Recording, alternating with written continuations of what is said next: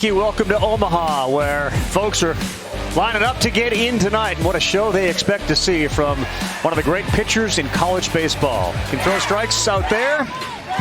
The Wolfpack fans already. What a turnaround of their season. And tonight they get the biggest challenge of all. Jack Leiter and the Vanderbilt Commodores here at TD Ameritrade. They are flipping out for tonight's game. And we welcome you to the NCAA College World Series presented by Capital One. Javier Vaz very flexible, and earlier today, so were the Stanford Cardinal. My goodness, did they take care of Arizona. Arizona didn't expect to be leaving so soon. They had the best offense in the field. They hadn't lost 2 games back-to-back since mid-April. Stanford, Brock Jones, home run. In fact, they put a lot of runs on the board. Tommy Troy hit a home run. It was 10-0 on their way to a 14-5 final. Arizona exit stage left. Stanford will take on the loser of tonight's game. That's the fork in the road game. You either go 2-0 and take the easy road, or you are 1-1 and make life a little more difficult. That's Eduardo Perez, Kyle Peterson, Chris Budden in just a minute. I'm Carl Ravitch. Leiter was signing autographs before the game. Like, how valuable is a Jack Leiter autograph going to be down the road? Because he is special. Yeah, it seems like it's getting to be more valuable every week, and the kid hasn't even been drafted yet. And this will be the first time that we see him on this stage. How about the first time that we saw him on the SEC stage this year? Pretty good start. Remember, he didn't have any conference starts last year. First ever SEC start. No-hitter against South Carolina. Punched out 16, all 16 on a fastball that should get into the mid-90s tonight. 10-3 the 2-1-6, 156 strikeouts. That's second in the country only to his teammate Kamar Rocker. And the arsenal is, well, it's as good as you're going to see in the entire country. Mid to upper 90s, a swing and miss, breakable, and a kid that really understands his craft. It is the kitchen sink. You see where he is, the number 3 draft prospect. His buddy Rocker, who actually didn't get the win the other night, is 6th on that list. NC State doesn't care who they're facing. They started off 1-8, and man, have they turned it around. They really have, and this is a team that does not mind playing on the road. Well, this time they're playing at a neutral site, but they've gone through the gauntlet. They went out to Ruston, Louisiana, and they kicked some butt there. First it was Bama, and then Louisiana Tech. They had to beat them twice. They were able to do that. They go to Fayetteville. They take care of business, losing the first game, showing character, winning the next 2. This is a team that understands how to win. They come in, beat Stanford in game 1 here in Omaha. This is a team, again, if you have a leader like the number 3 hole hitter, and that's Johnny Butler, right in the middle of things, 5 RBI in the first game, setting an NC State College World Series record. Johnny Butler is the epicenter of their offense. Last time Vanderbilt played here in 2019, they were crowned champions.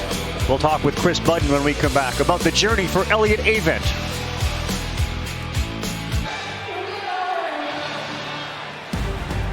The NCAA College World Series is presented by Capital One. What's in your wallet? Father's Day yesterday. Elliott Avent buffered by all the small children of his coaching staff. It helped him a lot, didn't it, Chris? Yeah, because yesterday was the first Father's Day that he spent without his father, Jack, who passed away at the beginning of the season. Jack was 93 years old, and Elliott called him his best friend. He was also a constant figure around the NC State baseball program. When I lost my daddy, June 30th, it just, that was a rough patch for a long time for me. He rode on most of the bus trips. He roomed with me. Sometimes I'd be laying in bed working on things, and he'd be in a chair working on stuff. And I'm like, Daddy, what are you working on? He said nothing. And then after he went to bed, I'd go over and look at it, and he was working on guessing the starting lineup for the next day, who was going to be in the lineup. He loved life. He loved people. There's not a day goes by that most of the day I think about my daddy. After he passed, Elliott was going through his father's things and found this keychain in his drawer with the 2013 World Series logo on it, with the quote, "He will always be with you," a Bible quote that he now keeps with him everywhere. Coach would joke that he was good cop, bad cop, that when Coach would get on somebody, they'd be on the bus ride, and Dad Jack would go up to him and say, "It's okay, keep your head up." Just a sneak peek into the close relationship between dad and son. Yeah, bonded by baseball, too. Big Yankees fans, they would always debate who was better, Mantle or DiMaggio. So they have a wonderful relationship, and he's with them now. 13 was the last time they were here, and this kid Wasn't part of that program for sure. He was still a little boy. Sam Highfill's going to be on the mound. Man, he's had a really good year, 8-2 with a sub-4 ERA. Think about the NC State offense that in the last 2 games has beaten Kevin Kopps and Brendan Beck, 2 of the better pitchers. Tonight they deal with Leiter. As we take a look at our batting order, it's brought to you by Capital One. Enrique Bradfield was on a lot in that last 12-inning game and didn't take advantage of his speed. He's stolen 46 bases this year. It's Carter Young had a big home run in that game. Dominic Keegan, Troy LaNeve, Isaiah Thomas, Parker Noland at second base. The catcher C.J. Rodriguez and Javier Vaz as we get set for the first one tonight. Winner goes 2-0. And it's a fastball. It's right down the middle. Strike one at 93.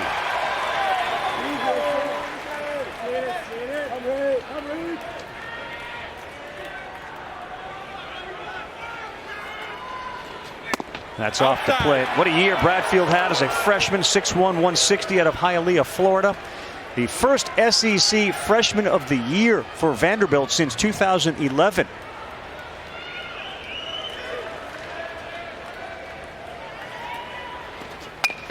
Pushes a bunt, and it is right on that line. It's fielded. Oh, what a play to start. Wojtek Menchik. It's one of those, do I let it roll and roll and roll? He said, I got to grab it, and he threw out one of the quickest guys in college baseball. First thing you think of, foul ball, base hit. Bradfield, perfect bunt right here, down the line. Watch the angle right here that Menchik takes. Beautifully done, throwing off the right foot. Perfect strike over to first base to Dominic. Again, just making a beautiful play. Rosier right at the target. What a play to start. Keeps Bradfield off the bases. And Menchik out of the Czech Republic. Here's Carter Young. Breaking pitch looks good from Sam Highfill, who in 15 games this year with an 8-2 mark. That's 86 innings, 75 hits, 38 earned runs. He struck out 77, walked only 24. Coming off a good one too when they needed him 6 1/3 against Arkansas in the elimination game a day after Arkansas beat NC State 21-2 in the first game of that Super. Highfill got the win, gave up 3 earned runs in 6 1/3 to keep the season alive. Young, that is to first, and a tricky hop, but 2 good plays by that NC State defense. Austin Murr.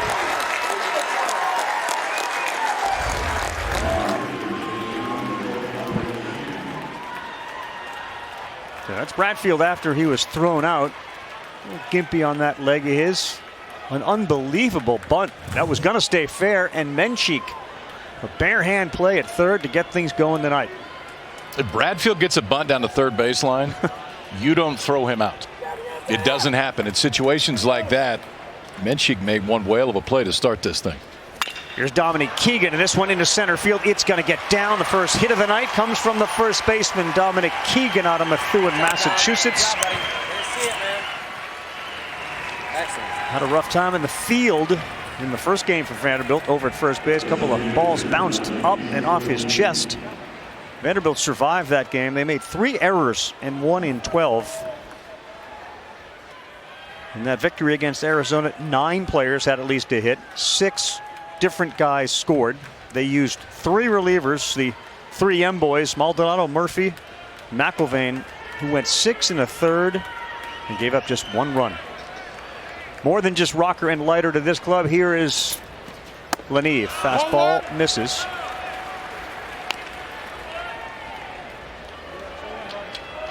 Two guys late in the season became fixtures. Troy LaNeve, the DH, and Javier Vaz, the left fielder.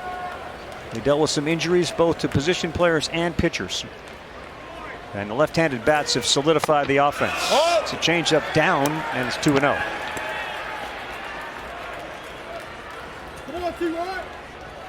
It's Javier Vaz right there.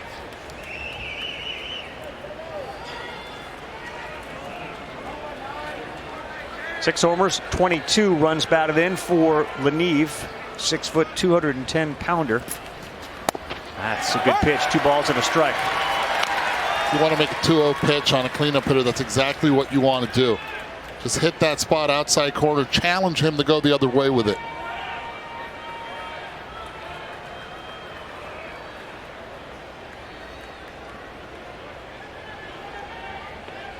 Highfield's throwing 10 pitches. Here's number 11 on a 2-1.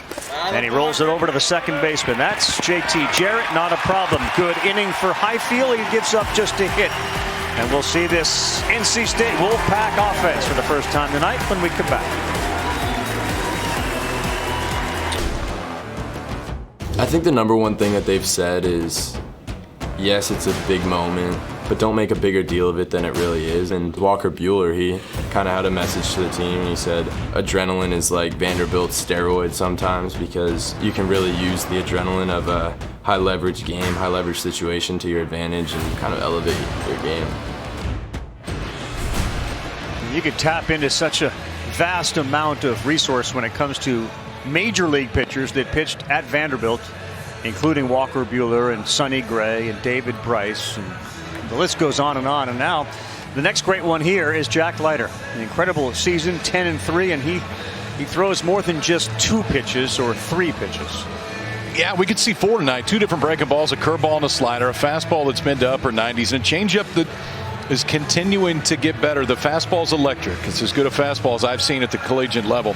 And when it's right, it's that high spin fastball that's up in the zone as Dad Al looks on with his scorebook always when Jack is pitching. I love it. Get the 3 sisters that are here. Lindsay, Carly, Caitlin, Mom Lori somewhere as well. As Al said, man, this is the gift that just keeps on giving. What an experience. And tonight, for the first time here in Omaha at the College World Series, Austin Murr leads off. And there is a fastball at 92 over for strike 1. Pretty veteran team that Elliott Avent has. 2 hits against Stanford for Murr. And 0-2.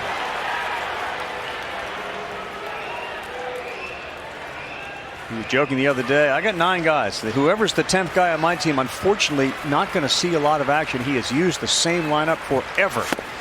First breaking pitch is too close. It's a ball and a strike. 2 strikes. A modified shift on here for Tim Corbin and his defense. Carter Young is still on the shortstop side of second, but they expect a pull on a 1-2. Will not offer at that. I'll take it.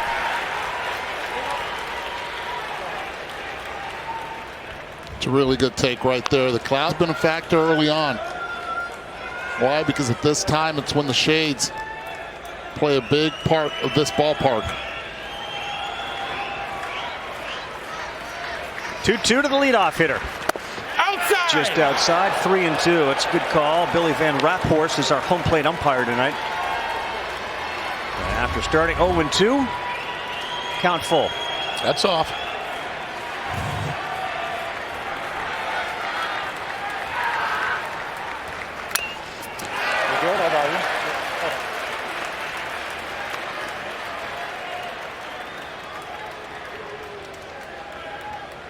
This is a North Carolina State lineup amongst the most prolific home run hitting teams in the country. 91 home runs on the season, a .289 batting average.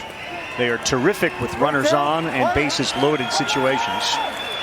And Murr's got 7 homers. 3-2, and he got him. Strikeout number 1 for Jack Leiter. Went with the heater, and he got him. It is now time to take a look at our batting order. It's brought to you by Capital One. Harlan McDonough is the center fielder. Johnny Butler had the huge game in the first one. Terrell Tatum, the DH. Jose Torres is a superstar at shortstop. Luca Tresh, Devontae Brown, Wojtek Menchik, who we saw make that unbelievable defensive play, and JT Jarrett, son of the Notre Dame head coach. First pitch to Tyler McDonough, the center fielder at 5'10", 180 out of Liberty Township, Ohio, off the plate.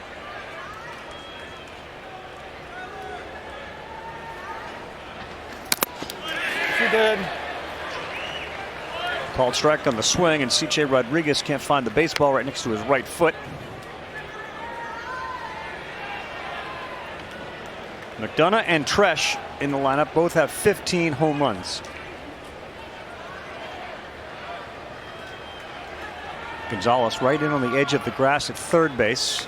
Middle infield deep in the grass, and he bounces one up there. It's 2 balls and a strike. Yep.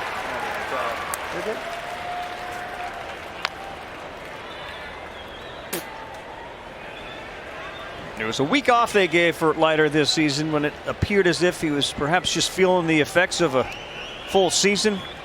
Came against Alabama. He rebuilt his strength and confidence, and he has been lights out since then. This one to first. And that time, Dominic Keegan did what he didn't do in the first game.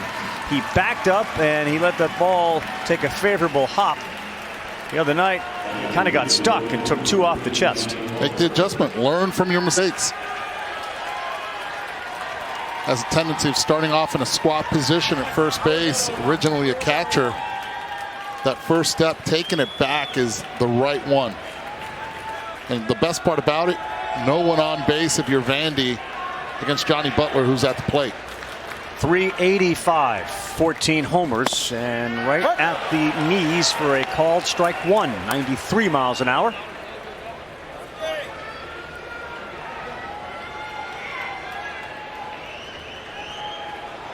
Jack Leiter ready to go again. Gets the sign right down the middle, up a few ticks to 95. KP, I want to see how he attacks him now. Last time he had leadoff hitter 0-2, went curveball in the dirt. See if he elevates right here. That's fouled back, and somebody in the luxury suite area will have a souvenir. Tried to. Maybe didn't get it elevated quite as much as he wanted to right there. Fastball starting to tick up a little bit. Big man's got a, I love that. We got a foul ball in the first inning. That's a good start to the night. If you bring your glove, you get a ball. That's W. Early W. Winning. There it is. Guys ready for the curveball? Good possibility right here. Scott Brown, the great pitching coach for Vanderbilt, says if there's anything we try to encourage him, just slow it down a little bit. There's been some good early takes on that pitch. It started at the bottom part of the zone, went down and out of the zone. Murr had a good take or two on it. Butler did right there.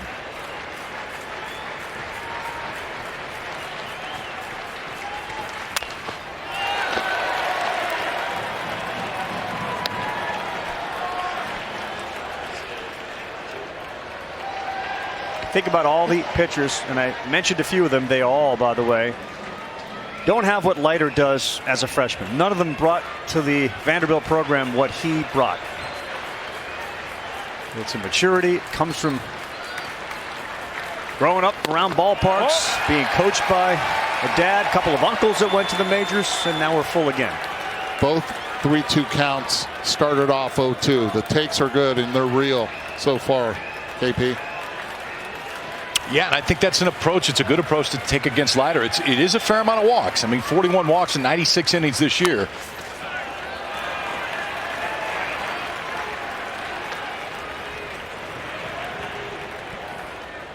One of the aspects that we haven't talked too much about, but you're looking at Leiter now about to throw pitch number 20. They did use their bullpen arms, and the 3 good ones threw a lot of pitches a couple of nights ago.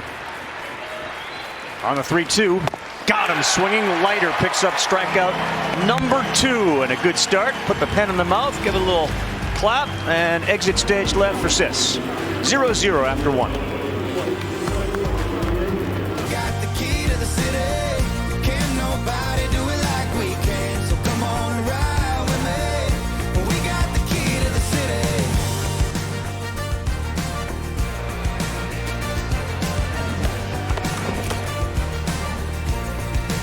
The host city is not disappointed, welcoming the College World Series back after a year's absence. And for more coverage of the College World Series and interactive brackets, go to ncaa.com, your official online home for all 90 NCAA championships. Host of the city, of course, Kyle Peterson. He hands out the keys to the city when people show up. Tell you one thing, you nailed the weather so far. My goodness. How about Keys to the City? So Adam Doliak sings that song. Yep. College World Series alum. Southern Miss. 2011 was in town 3 or 4 weeks ago at a concert. My wife went. Sam and Bridget, my friends, went. Threw the Southern Miss jersey on the middle of the concert.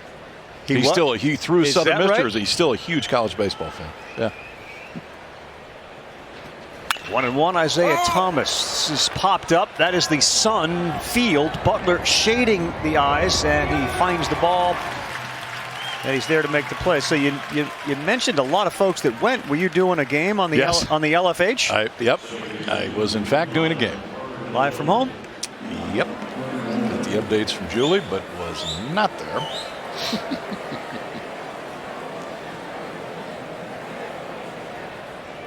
Let's go. Well, I can tell you this, Kyle. I know I speak for everybody involved. We are delighted to have you here in person and to be back in person. Man. College World Series. I like this view. Miss this view. This is as HD as it can get. Parker Nolan's the second baseman, 268, 7 home runs on the year. Out of Knoxville, Tennessee. Sails away 2-0 from Sam Highfill. Kyle mentioned last week against Arkansas, 6 innings, 3 earned runs. But since the 21st of May, Highfill 4 wins and an ERA of 2.25. When I'm talking to Elliot Avent about him today, he said he's probably been our most consistent the entire season. It's a fastball, low 90s. Could see some 93s, 94s potentially. The changeup is the difference maker, especially this lineup that has a fair amount of left-handed hitters in it. He will use that changeup in any count. One more.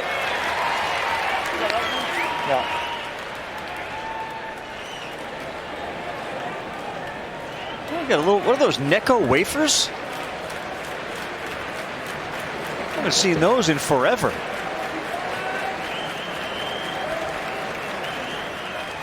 Pieces of candy there, 2-2, and that's out of play.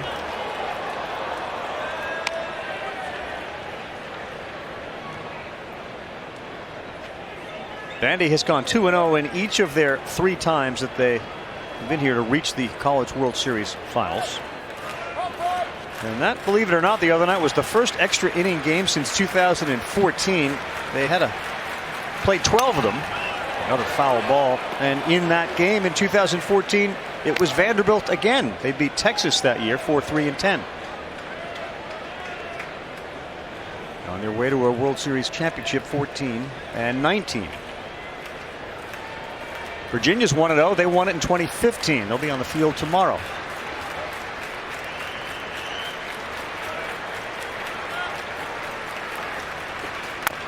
Two and two. He spoils another one.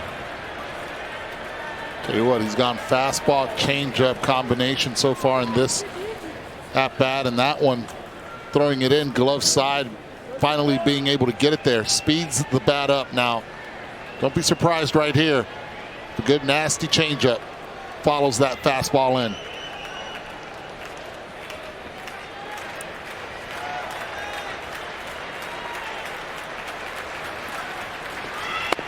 Overthrew it.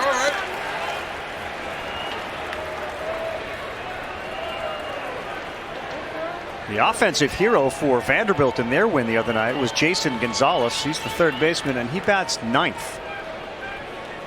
Carter Young had a big home run, but 99 was the hero with a seeing eye single in the 12th. And another souvenir. We're firing through baseballs early in this one.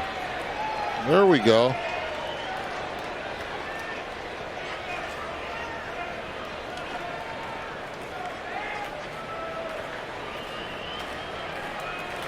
What? Infield straight up for the left-hander, 3-2, and he chased one. Strikeout number 1 for Sam Highfill tonight.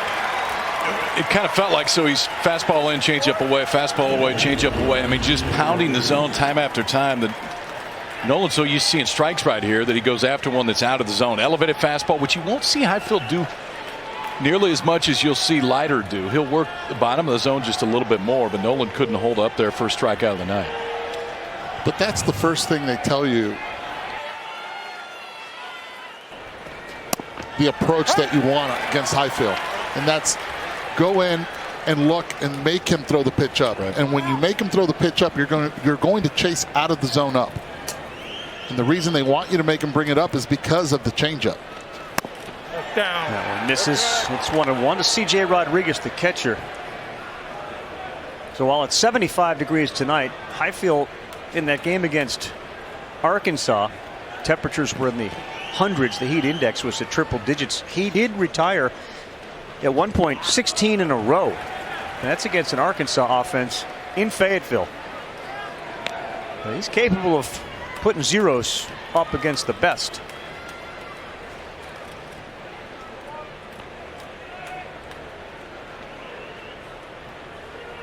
That's the kind of guy you want going to the mound. They've won 9 straight when he's on the bump.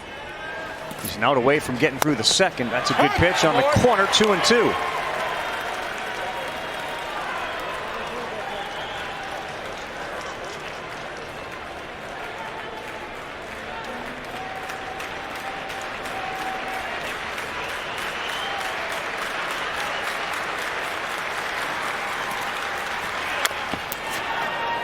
Come on, it's foul. It's foul. Here you go. Guys, get your head around what we saw last night with the record-setting strikeout performance from Bednar and his buddy. I did. And I'll tell you this, they were nasty. I would say the spin rate must have been very darn good, but most importantly, the hitters really did not make much of an adjustment. Well, Bednar struck out 15 from Mississippi State. Little sidearm delivery here, and the race to first is going to be won by Austin Murr. Sam Highfill going Sam Lowfill right there. So far, so good. NC State Wolfpack have this guy, Jose Torres, right in the middle of everything, and he was the reason they got to Omaha. 9th inning, home run off Kevin Kopps, who has been the more dominant pitcher with Leiter, Rocker, and anybody else in the country. And after he threw a lot of pitches, it was a home run from Jose Torres. Shocked everybody. And he's got his club here, and he is the guy that makes this team go. With all due respect to the Johnny Butlers of the world, it's Jose Torres. As impressive a guy off the field as he is on it. And he'll bat second behind Terrell Tatum, the DH. Respecting his speed, Jason Gonzalez in there at third base, and Leiter, after his first inning, which he struck out 2, throws a first pitch strike. 11 home runs.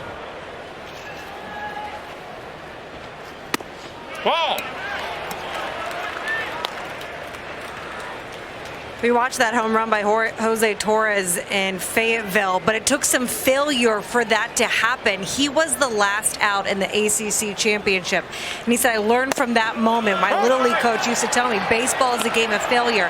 It's how you learn from it. So he thought of that exact moment when he hit that home run off of Kopps in Fayetteville. Yep. This entire sport is based on that and your ability to compartmentalize. Last curveball was up a little bit, and that is strike 3. So Leiter seemed to find that curveball, and then he goes fastball paint inside, strikeout number 3. That's uncomfortable right there. When you get a fastball in like that, and he's able to execute glove side, hitting the mark. Rodriguez, watch where he just sticks it right there. That's tough. You're looking out over the plate because of the curveball. As a hitter, you're locked up. Hats off to Leiter. Now here is Torres. Fastball right by him, 90 miles an hour.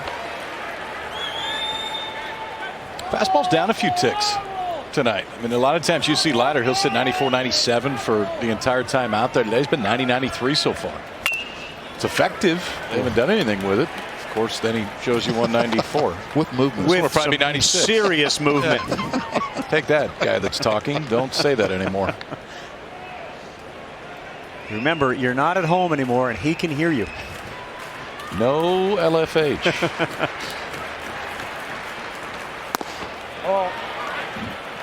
That's what he does right there. Elevates that fastball to see if you chase. Now your eyes are looking up. He's done it already to 2 hitters. After the high fastball, when he's ahead, he goes to the curveball down. Shaking off. He has struck out 3 of the first 4, and the 1-2. That's another one. Jose Torres looking. Leiter 4 strikeouts. The slider right here. So we see more curveballs, and it'll show you both. That was the fastball elevated. And he comes back with a slider right here. That last slider freezes Torres. Both looking. Fastball in on the hands of Tatum. The slider right there for Torres. Jack Leiter struck out 4 of the first 5. And here's Luca Tresh. He's the catcher. It's amazing how that curveball and that slider just look different this inning. First inning spiking quite a few of them. Now up a little bit, still down in the zone and getting strike calls.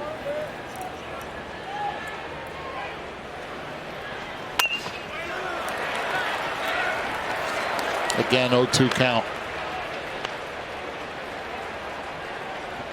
Guy like this, you have to be aggressive early in the counts.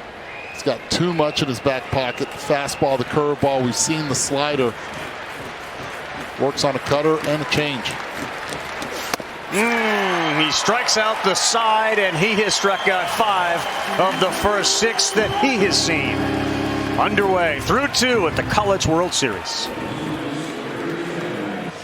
Capital One Cup is back, and this year Capital One has doubled their student athlete scholarship fund donation to $800,000 in student athlete scholarships split between the top 5 Division I men's and women's athletics programs. To see where your school ranks, visit CapitalOneCup.com.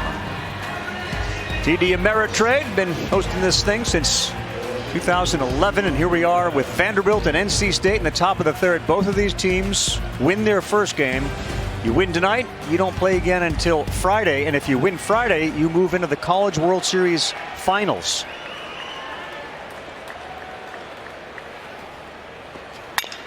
This one hard on the ground, and look at how smooth Jose Torres is as he picks it up and fires to get Javier Vaz. Hit right at him. Just shuffles his feet, works that easy bounce. Not only does he throw it, but he follows that throw right over to first base. Foster Moore. So the number 9 hitter is Jason Gonzalez, and you got to respect this guy. He's got 8 home runs. Big kid at 6'2", 220. California. And the first pitch he looks at is a strike. You're good. I have another here.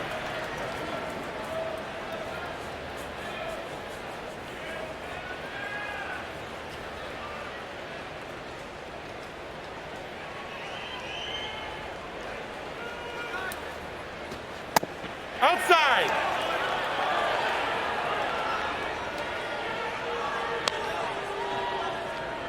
Jack Leiter, 5 strikeouts through 2. He is now up to 161 on the year. His next one will tie him with Rocker, his teammate, and Virginia's Andrew Abbott for the Division I lead. Get those arms extended, and that's going to go foul, but it was long.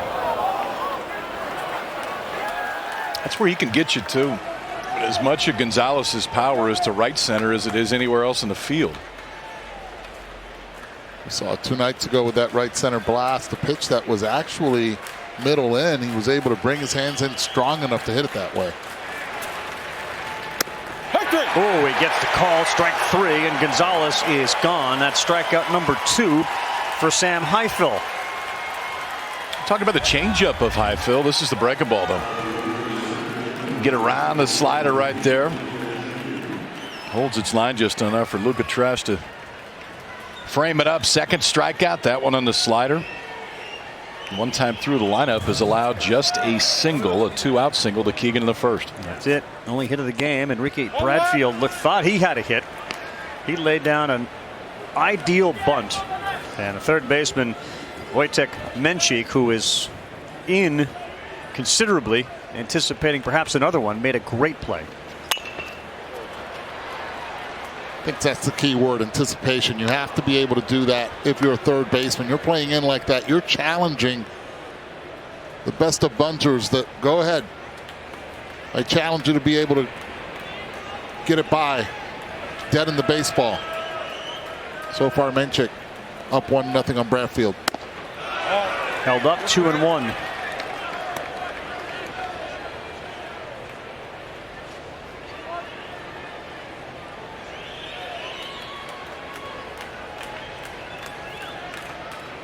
Bradfield is a weapon when he's on the bases. And that's fouled. You wonder how a kid from the Czech Republic ends up at NC State.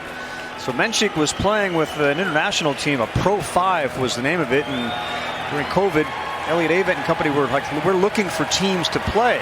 Couldn't play anybody, so they found this international team. And there were actually a couple of kids from the Czech Republic that he liked, both of whom he had. One left because he wasn't playing, but Menchik stays. And Bradfield sends this to left, coming hard, making a nice play is Johnny Butler. Bradfield retired on 2 balls he thought may very well have ended up as hits. NC State looking for its first when we come back. Scoreless in Omaha. Jack Leiter's punched out 5 of the first 6. Watch how he tunnels. So breaking ball, fastball, both look the same out of his hand. Now we're going to flip it. Fastball, breaking ball. Last one a slider. Both starting the exact same spot. Elevated fastball, and then this one to finish. And he has finished with everything so far. Fastball, slider, and the curveball. Punched out 5 of the first 6. 3 swinging. 2 looking so far for Leiter. Yeah, and 4 in a row. There's a Will Bednar feel to what's going on here tonight. We saw that last night. He struck out 15. 31 strikeouts total. And now Devontae Brown for the first time. 7-8-9 for NC State.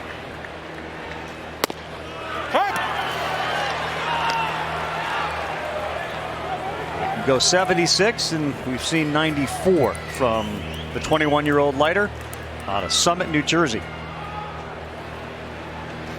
And we just did. Again, another 0-2 count. The secret of all this is not only that he's landing the fastball, but also the number 2. Curveball right there, get me over, gets ahead 0-1. Now you can go many places with this. Outside.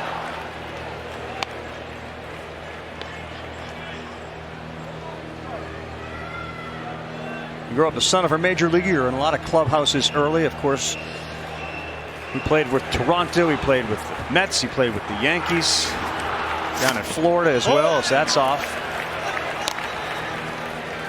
I know, Kyle, you had a chance to interview both the parents of Rocker and Leiter, and they didn't know that Jack was going to grow and become a pitcher. He was a real small, short little guy for a lot of years. Yeah, I mean, they showed pictures, 12 and 13-year-old team. Jack was the smallest one on the team, and it wasn't even close. Velocity wasn't there yet. This velocity came a little bit later. But what Al had talked about, and Laurie both talked about, is his interest in just studying the game. And so when the arm strength came, the approach was already there. I mean, it helps that your pop's pitched in the big league for 20 years. You went through this. You grew up around it. Just his understanding of the game is next level for a kid that's 20 years old. And there you see where he is currently listed in the top prospects of the guys that are on these World Series rosters. Menchik popped sky high, and they're pointing at Bradfield in center. And he is there to make the play. So that'll end the string of strikeouts. He got to 5 in a row, but he'll take a 1-pitch pop out.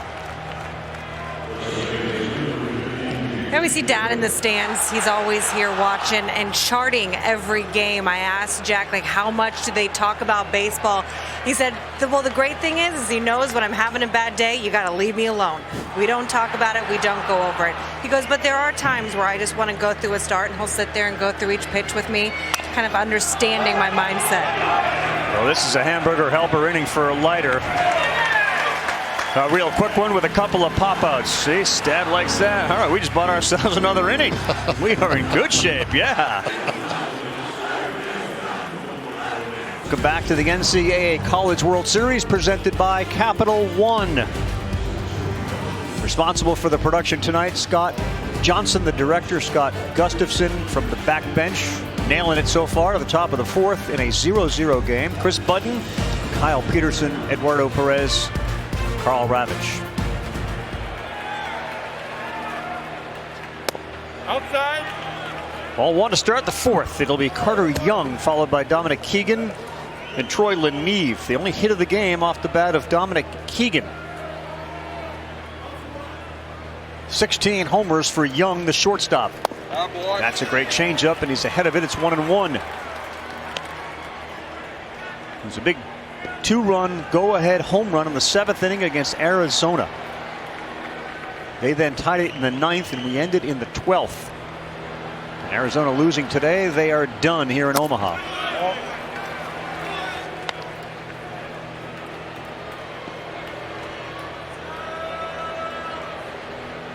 Yep, crossed them off the list. Stanford's offense showed up. Had them and Lubbock in their supers. They were great then, and they were really strong today. Get to know the name Brock Jones. Yep. He's the center fielder for the Cardinal, and he is impressive. 3 knocks today. Home run for Brock Jones. 3-in-1 game against Texas Tech in the supers. Defense goes all shift right now. 3-1 count. They're respecting the pull ability here of Carter Young. Ball's outside.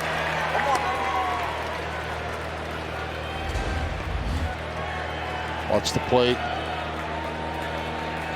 Go out there and frame it, but that's not the one you want to swing at. 3-1. Sun peeks out again. Will affect the outfielders if he can get there, but there is a leadoff walk. And we'll see if that will come back to haunt Highfill and the Wolfpack. First leadoff hitter he allows on of an inning. This is exactly the way Vanderbilt wants to see if they can put something on with the meat of the order coming up. The sun is going to be a factor right now in left field. And here's Dominic Keegan. Not a lot of guys left from that incredibly impressive World Series winning team from 2019. He played 17 games as a freshman. He's become a fixture in the middle of this Vanderbilt lineup this year. Batting average around .360.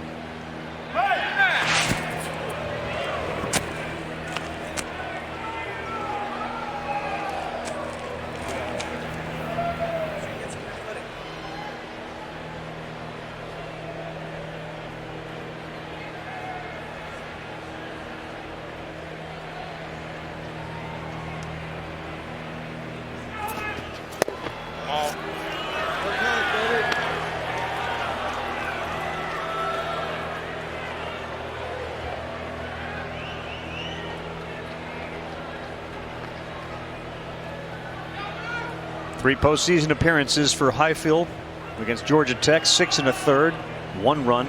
Louisiana Tech, 5 1/3, no runs. And he goes to that sidearm delivery, and now it's 2-0.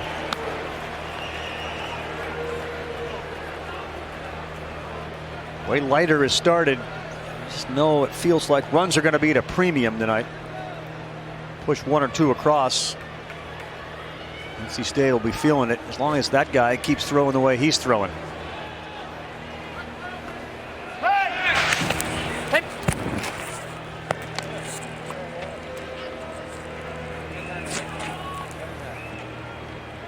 TK.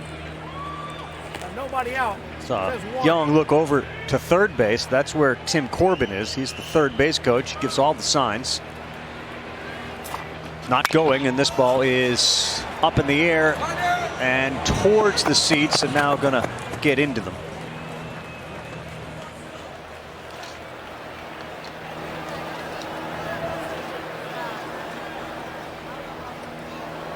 Eddie, you're in a game like this, you know the other team's pitcher is really good, and tonight he's pitching really well. What does that do to you defensively and even offensively? Well, defensively, I'll tell you this, Coach Elliott, if the runner is on third base, less than 2 outs, he will play this infield in. He knows those runs are definitely at a premium. Pressure has to be on, and with what Leiter has been able to do so far in this game, 8 out of the 9 hitters that he has faced, he's gotten ahead already 0-1. He's got his game going.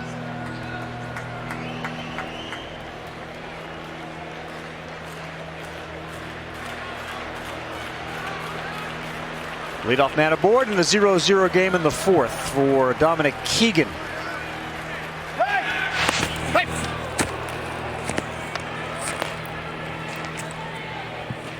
Kyle, you were that guy too that the other team had to deal with in college.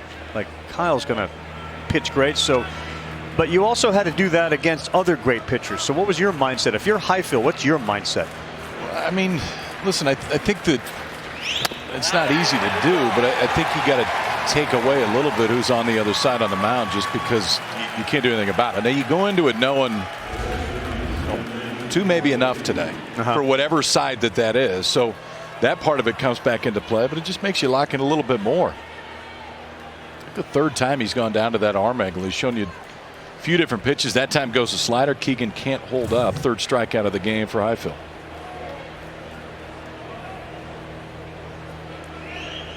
All right, here's Troy Leneve, the DH. He was inserted into the lineup back in May, the series against Alabama. That was the series Leiter took off. Since then, 17 games, 16 RBIs, and he didn't know what to do with that pitch. Strike. 5 home runs in those 17 games.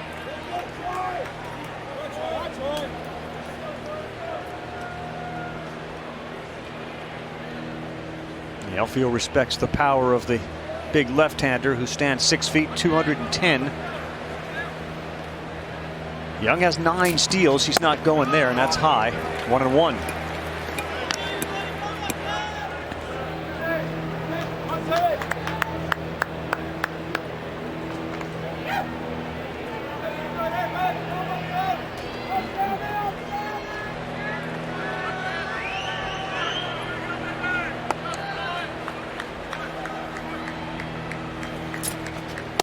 Outside.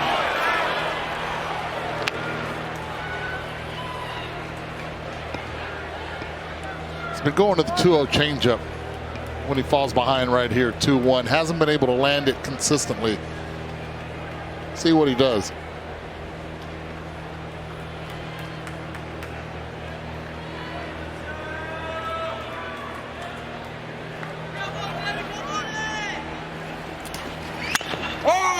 Popped up, playable, but let's remember the sun here. They're pointing to Butler in left. Seems to have a beat on it. He makes the play for out number 2.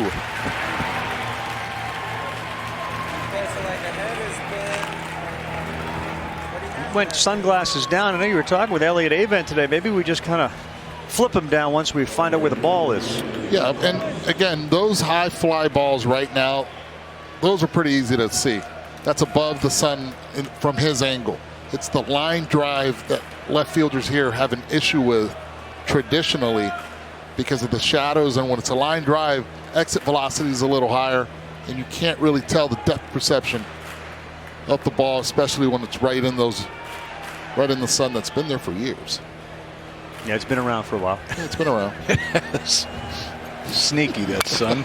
Isaiah Thomas rolls one over. It's fielded at third. Yes, he could have gone to second, but Menchik's having himself a game. We got a good game here. 0-0. Bottom 4. Elliott Avent will join us when we come back.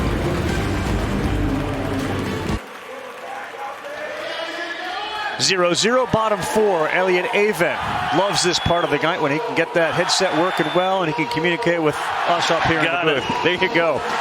Elliott, what do you make of this game so far? You buckled in? Yeah, you better be buckled in. I'll tell you, it's a good pitcher's duel, and Leiter is really keeping us off balance. He's throwing a lot more breaking balls than we expected, probably 40% breaking balls, and we know he's got elite stuff, but when he has this kind of command, it makes it awfully tough. Coach, that infield of yours pretty solid all season long. What have you seen from them, especially with the play at third base? Yeah, that play Voita made was unbelievable. Great bunt. I wanted it to go foul. He picked it up. I said, oh, boy. And what a play that was. All right, Elliott, thanks very much. And the system worked well tonight. We appreciate it. Thanks a lot. Thanks, Carl. Thanks. Bye. Poor Elliott Avent tried to do this once before, and the headset was a little jumbled and didn't get a chance to hear him. But tonight, all systems go. Good man. Yes, he is. Top of the order for Leiter in the 4th. Austin Murr gets the call down. Strike number 1. 6 strikeouts, no hits for Leiter so far.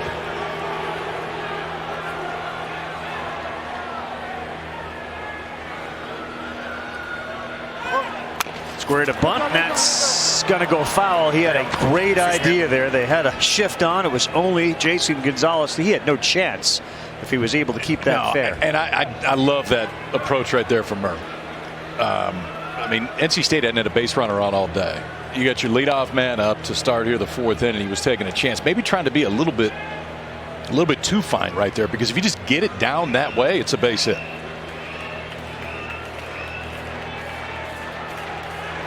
And now 0-2.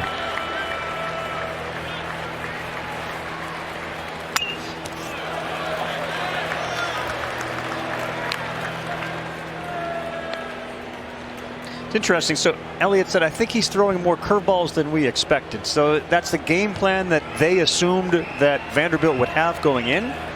Like he's going to just throw fastballs or more of them than that pitch right there for strikeout 7. What does that mean when he says that?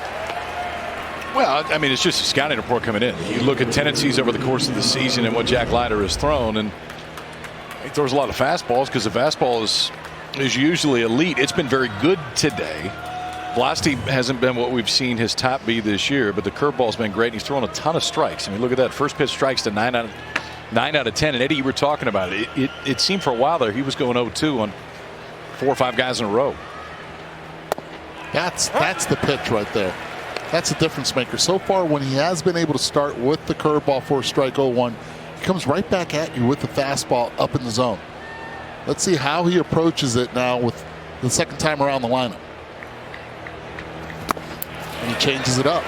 The unpredictability of Jack Leiter, knowing that he has elite curveball and fastball, and the way he knows how to set up hitters is the difference maker. 7 0-2 counts on the first 11 batters. 7 0-2 counts. And he's got 7 strikeouts.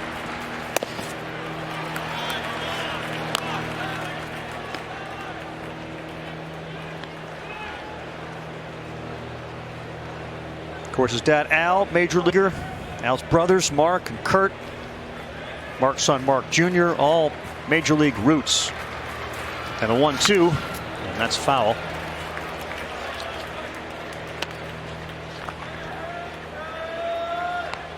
Al was taken in the second round by the Yankees back in the '84 draft. He's got some World Series rings, 3 of them, 2 All-Star teams, a 19-year career, and a couple incredibly memorable postseason games. And for 1-2, that's down 2 balls, 2 strikes. He writes it down now. Now watch him. He'll start talking to his daughter, predicting what pitch he should be throwing right now.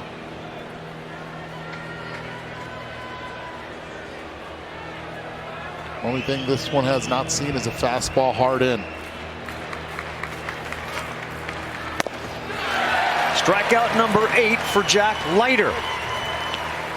It's elite stuff. Again, going with the heater. He can beat you late in counts with the number 1. He can elevate it, he can locate it away, or he can do this right here. I'm coming in. I'm coming to your house, and I'm having some breakfast, lunch, and dinner. Then I'm going to lay down on the couch. And I ain't leaving. Been watching Ben too much. Wonder about the dynamic, too, between the coaching staff and a major league pitcher who obviously is so close to his son. How much input does he have? Are they willing to listen to anything? 0-2. It was interesting to hear Scott Brown talk about that, the pitching coach of Vanderbilt the other day, and his comment was, you know, we don't usually allow a lot of input from parents from a baseball standpoint. This one's obviously a little bit different situation, and there's been more of that, especially because of Al's understanding of his son's stuff and what they got done over the COVID break. Yeah. I mean, he was back throwing live bullpens and working on different pitches, trying to add a cutter, trying to make the slider better. And you've got as good of set of eyes from a pitching coach standpoint in college baseball and Scott Brown, and a dad that played for 20 years in the big leagues. That's a pretty good duo right there. And they said as long as the message is consistent, we're in great shape. And right now, he's in great shape. Jack Leiter threw 4 innings, 9 strikeouts. Give me some knuckles. I called that pitch too.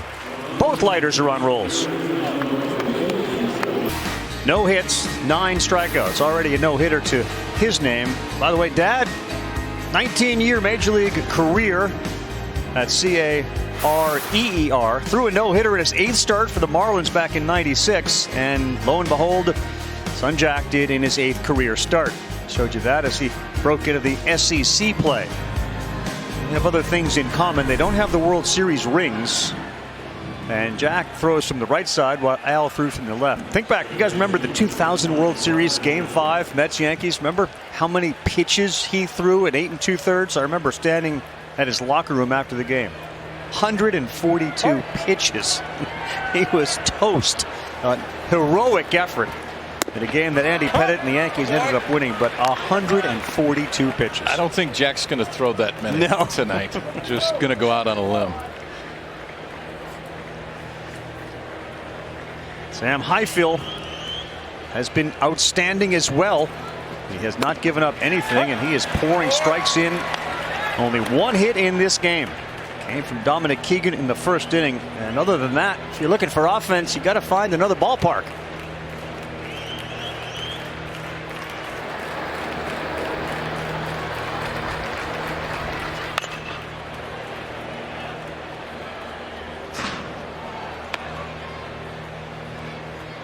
Highfield's been great, and as a matter of fact, in the last couple innings, he's starting to find that changeup.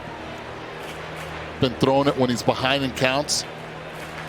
And his control of everything so far, and it's been Highfill the entire season, but he has lived up to it today.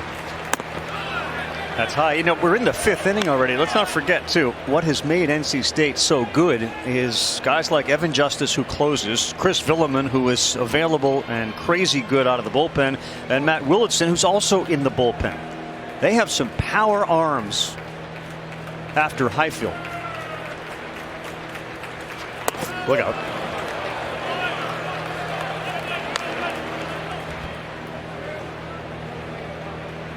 Luca Tresh showing some ability to get out of the crouch to catch that ball.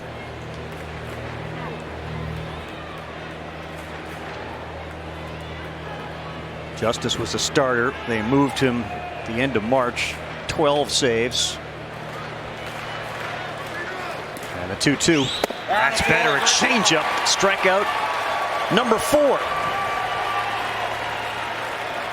He's kind of had that one on autopilot tonight, but he's really had the fastball on autopilot. How about glove side? Stick at glove side. Highfield's shown the ability to do it. Now arm side against the lefty.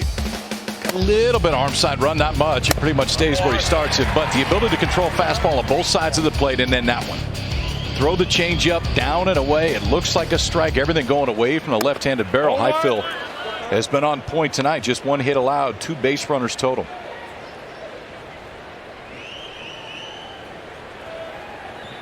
C.J. Rodriguez. Popped up right side. And now coming in, Devontae Brown. Can of corn for the right fielder. And there are 2 down here in the 5th.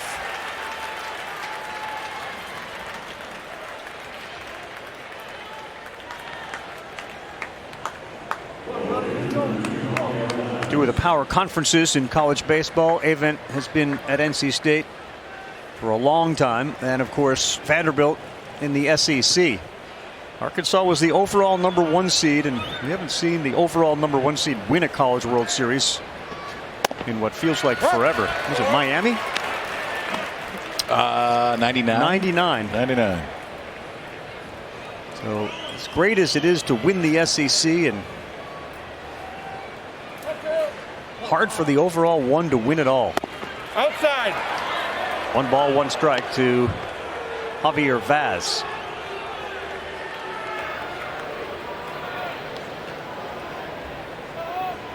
And here's a good look at Jason Gonzalez. He's on deck, and he's going to get a chance to bat. Now Vaz is going to run. It's cut off out there, and he puts the brakes on smartly. Nice play by Brown and right. Tell you this, you have to appreciate what Brown did right here. Vaz is thinking 2 all the way. He's a speedster. He's got 2 outs. Think 2 all the way, and then Brown just does a 360. Gets rid of the ball in a hurry. And Vaz has to stop. He's his own coach. Nobody's telling him to stop or not. He sees the throw, he appreciates it, and he stays at first base. And here's Jason Gonzalez. Again, the hitting hero from game 1 for Vanderbilt. Home run, had a big walk late in that game. And then the game-winning hit.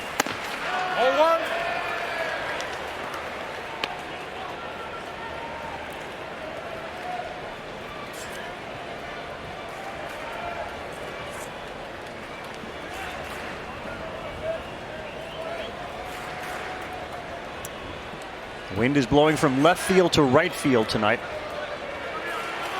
And it's a cool night here in Omaha.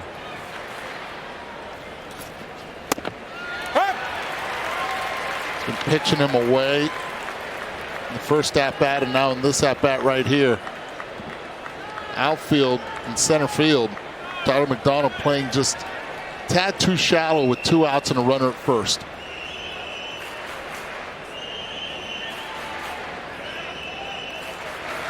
As he had a big lead, and he's able to get that right hand back, but he was off first base. He's got just a couple of steals on the season, but that's as large a lead as we've seen. But perfectly executed, though, to the back of the bag right there. It's what you want to do with base stealers. Ooh, real close, and you can see Murr say, check that.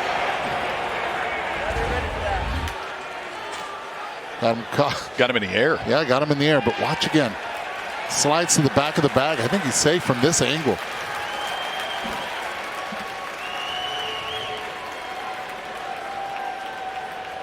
He's in there. If he slides to the middle of the bag, he's out. Great look. Job in there. Appeared to catch the back of the bag, but Murray's done enough convincing of Elliott Avent that they will take a look at it.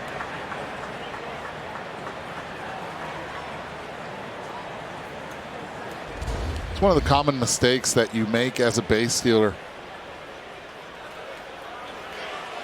Not yet.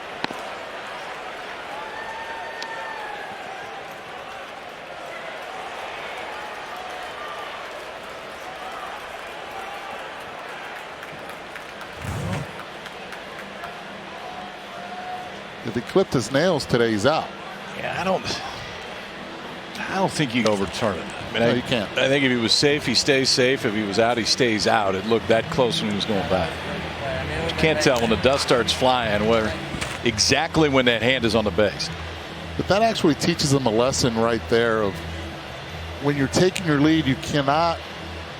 He was entirely airborne. He was airborne completely. Yeah. You have to walk and slide while you're doing that. That way you can easily then get back to the bag and not be caught off balance in the air. No, back in my base stealing days, Eddie, that's exactly what I was thinking too when I was leading off. I was not going to go airborne on my lead.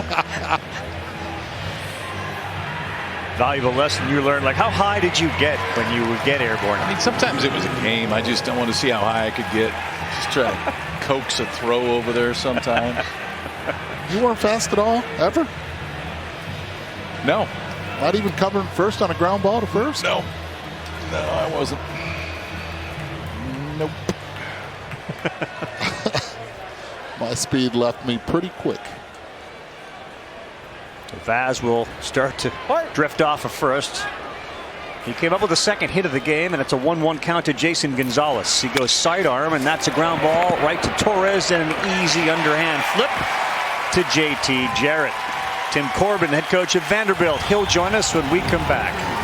Talk about Leiter and all things Vandy right after this.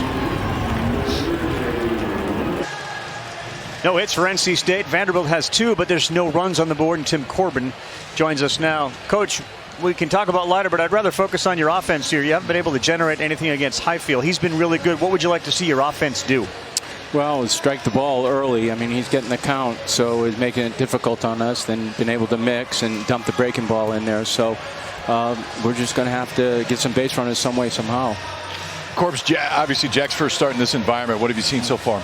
Good. I mean, good poise, composure, getting ahead himself. I mean, he's attacking the zone, and that's the key to it.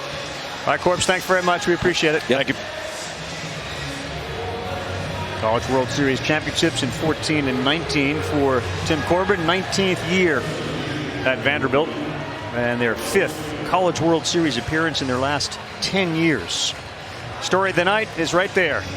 Jack Leiter. He struck out the side in the 4th. He's got 9 strikeouts, and he has lived ahead. 8 0-2 counts on the 12 guys he has faced. And he's used that curveball to get strike 1 a lot.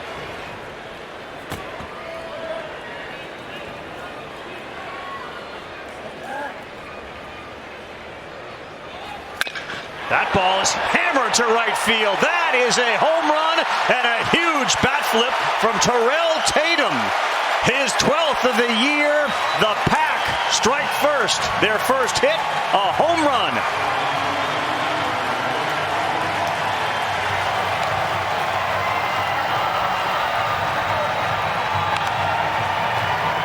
All it takes is one swing of the bat. They know one thing. Jack Leiter's been around the plate. He's been 0-1, 0-2 a lot. Tries to sneak a fastball by Tatum, and Tatum said, "Nuh-uh, not here." That bat is flipped, and that's the 13th home run allowed by Jack Leiter this season. The good ones give them up with no one on base. Epic bat flip from Tatum. And it's NC State, 1 hit, 1 run. They lead at 1-0 and ball 1 to Jose Torres. The junior out of Collierville, Tennessee. Pounded that thing to right.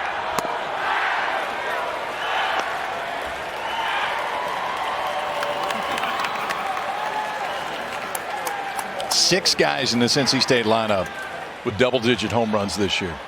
The middle of this lineup, you go 2, 3, 4, 5, 6, 7. Everybody with double-digit home runs.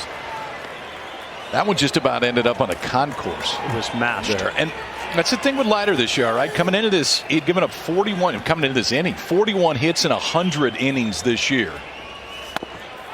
But now 13 home runs. Comes back and gets another punch out. 10th of the game, and for Tatum, that had to feel good. He had been 0 for 6 in this series with 4 strikeouts, and he hadn't hit a home run since May 22nd. So he had gone 11 games without one. Boy, did that feel good for Terrell Tatum. 1 down, Luca Tresh, another guy that has that pop, 15 home runs.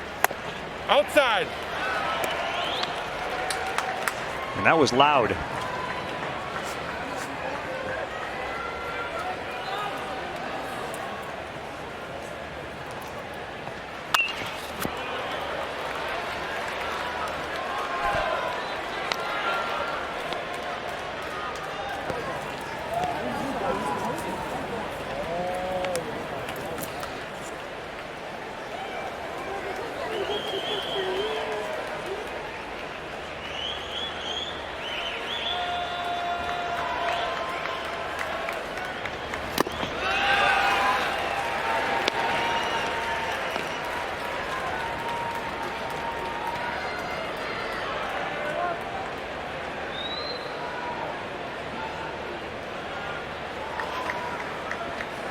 Yep.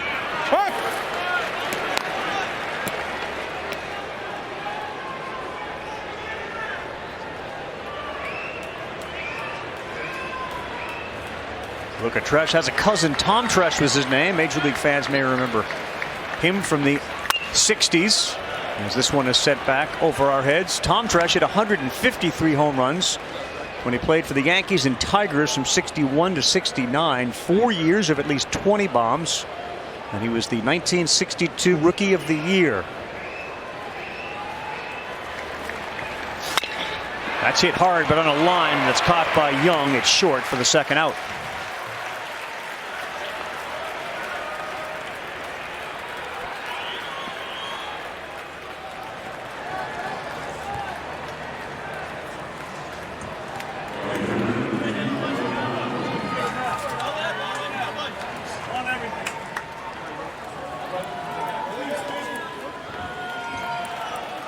Devontae Brown's defense held Javier Vaz to a single last inning, and now he's up. And that first pitch, curveball didn't curve, and it's 1-0.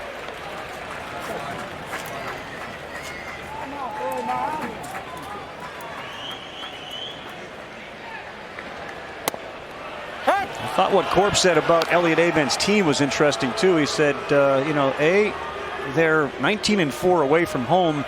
And Elliott, even during the time where they started 1-8, he said he liked his team. He trusted them because of their veteran nature and their maturity. He kind of figured we were going to turn it around, and it was after a sweep at the hands of Louisville. They lost 3 games. The players came to him and said, "We got it now." They just got swept. We got it now.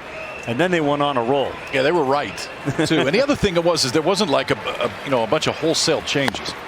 Kind of the team is the team, and they thought the team would get hot. Terrell Tatum is hot, and one swing's been enough. Yeah, he gets off the plate a bit right here, and they try to sneak an 0-1 fastball by him. He bat flips this one. He knows it. NC State, the Wolfpack, they're on the board, and they lead going into the top half of the 6th inning, 1-0.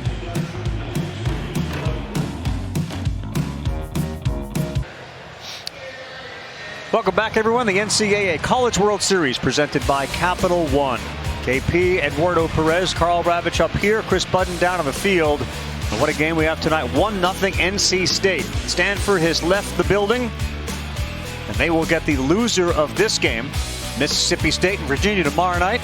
Texas and Tennessee, that's an elimination game tomorrow on ESPNU at 2 Eastern time. Now we'll see if Vanderbilt has an answer as they bat in the 6th inning. It's the top of the order. Enrique Bradfield, Carter Young, and Dominic Keegan. Sam Highfill's been terrific, and the third baseman Menchik is way in at third. Oh. Nice dig. Given his speed, Bradfield's one of those guys too. If he were inclined, you could also drag a bunt to first and run right past the first baseman if he came in. At the letters, gets the call. 1 ball, 2 strikes.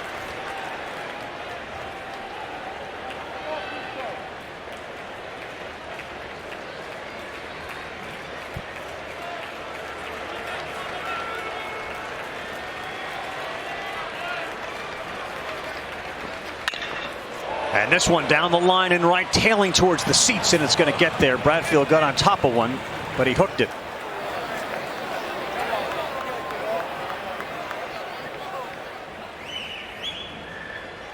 So again, think about NC State's season. They were 1-8 and then went on a massive roll. They have been outstanding late. 20-5 in their last 25, 32-9 in their last 41. And Elliott Avent's team has beaten more ranked teams than everybody except Arkansas. They get 17 wins against ranked teams.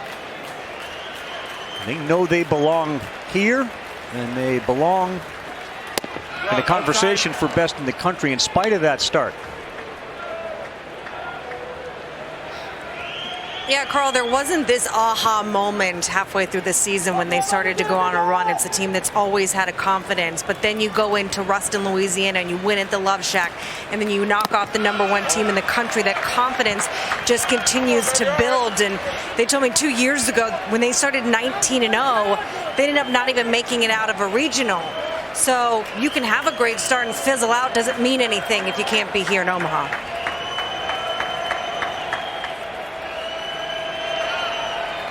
Sam Highfill, who's been fabulous, trying to keep the leadoff man Bradfield off the bases.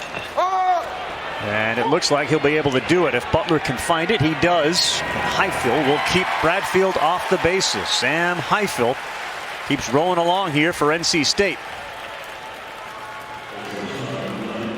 Highfill, pretty straightforward approach right here. Throw strike 1. Control really 2 pitches. We haven't seen that many breaking balls. It's been primarily fastball changeup tonight from Highfill. 12-19 first pitch strikes.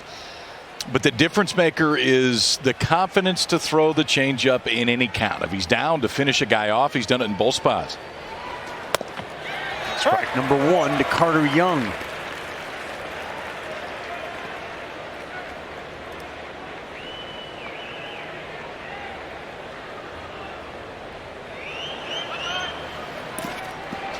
Attaboy, great job.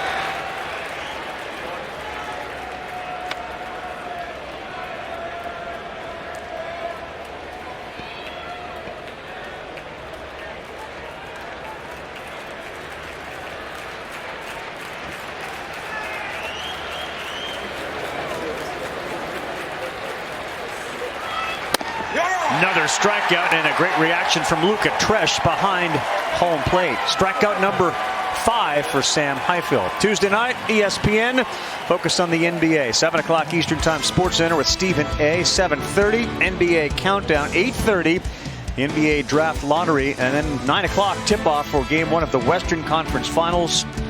The Suns up 1-0 over the Clippers. That's the NBA on ESPN on Tuesday starting at 7 Eastern time. Outside.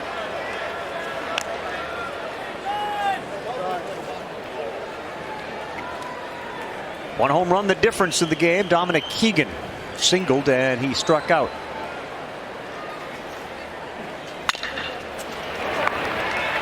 Jose Torres making it look easy.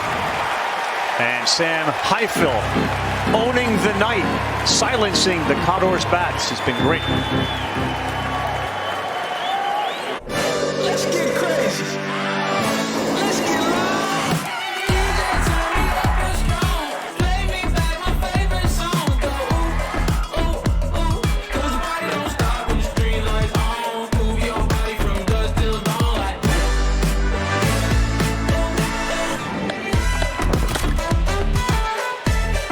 We are in Omaha, Nebraska.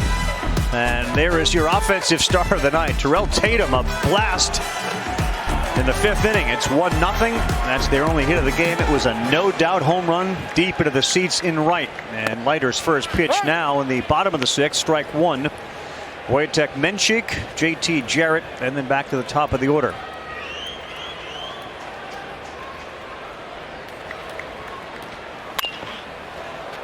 And this one to the seats in right, and that's where it'll end up. So the NC State crowd has let us know that they have a branch in Prague, which is another inroad into some of the players over there. It's a NC State University European Center for architecture students who live, learn, and immerse themselves in the area. We appreciate that from Marcia. He was playing on a travel team, and Elliot Avent said that guy is good. He also pointed out to us, like in the Czech Republic, they don't pay for education, and there's some maturity about him. But over here, he's paying probably $30,000 to attend NC State, and hopefully be seen by enough folks to get himself a professional baseball contract. 2-2, shallow right, tough play, going back and over the shoulder, and he couldn't make the play. Was Dominic Keegan.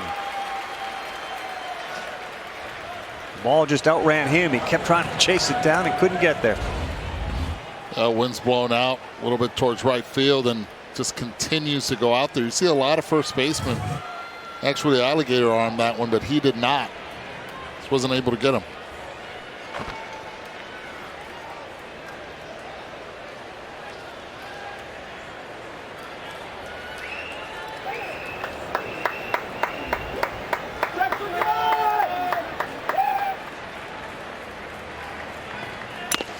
Into the mitt. Nice play by Rodriguez, and strikeout 12 for Leiter.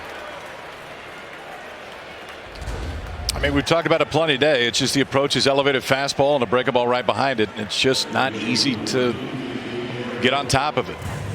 NC State's hit 2 balls real hard today. One to right for the home run. The other, the line drive that Tresh hit to shortstop. Besides that, Jack Leiter's been outstanding and now has more strikeouts in a College World Series game than anybody in Vanderbilt history. There's some pretty decent arms at Vanderbilt that have pitched here in Omaha. That's one of them. Sure is. This is JT Jarrett, the second baseman. He squares, and he offered at it, so he's behind 0-2.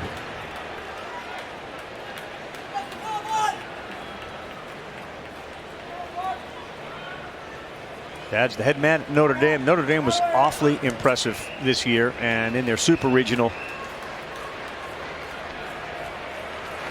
never say die. Won't swing at that.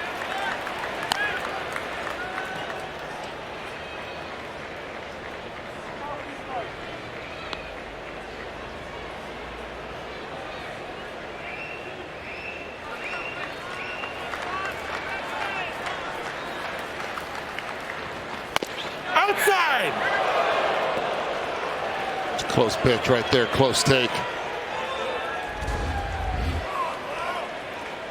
You tell me at home. Outside. It's off.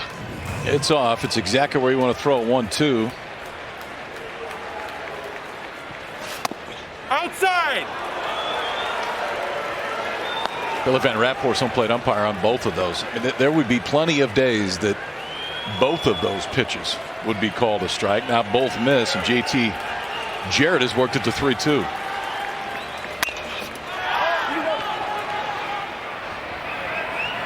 Parker Noland makes the play.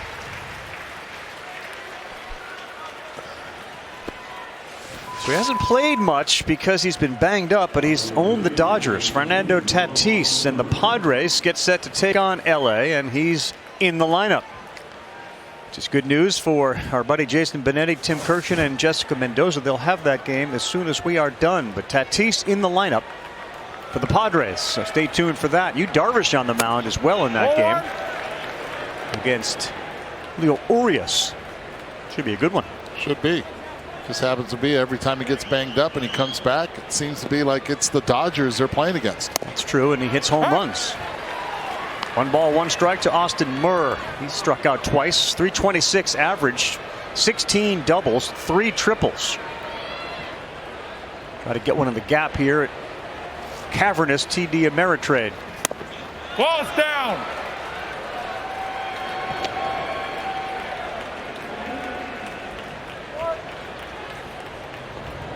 It's the top 10 tonight, gentlemen. Top 10 evening. Sweater weather in June when you go home tonight. Hey.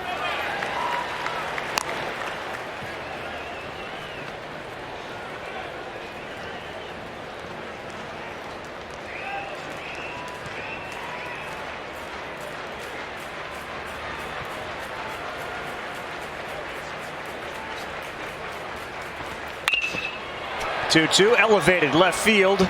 Vaz now sees it, and it goes into his glove. Wasn't an easy play. And where will Vanderbilt find offense? Highfill's been so good tonight for NC State.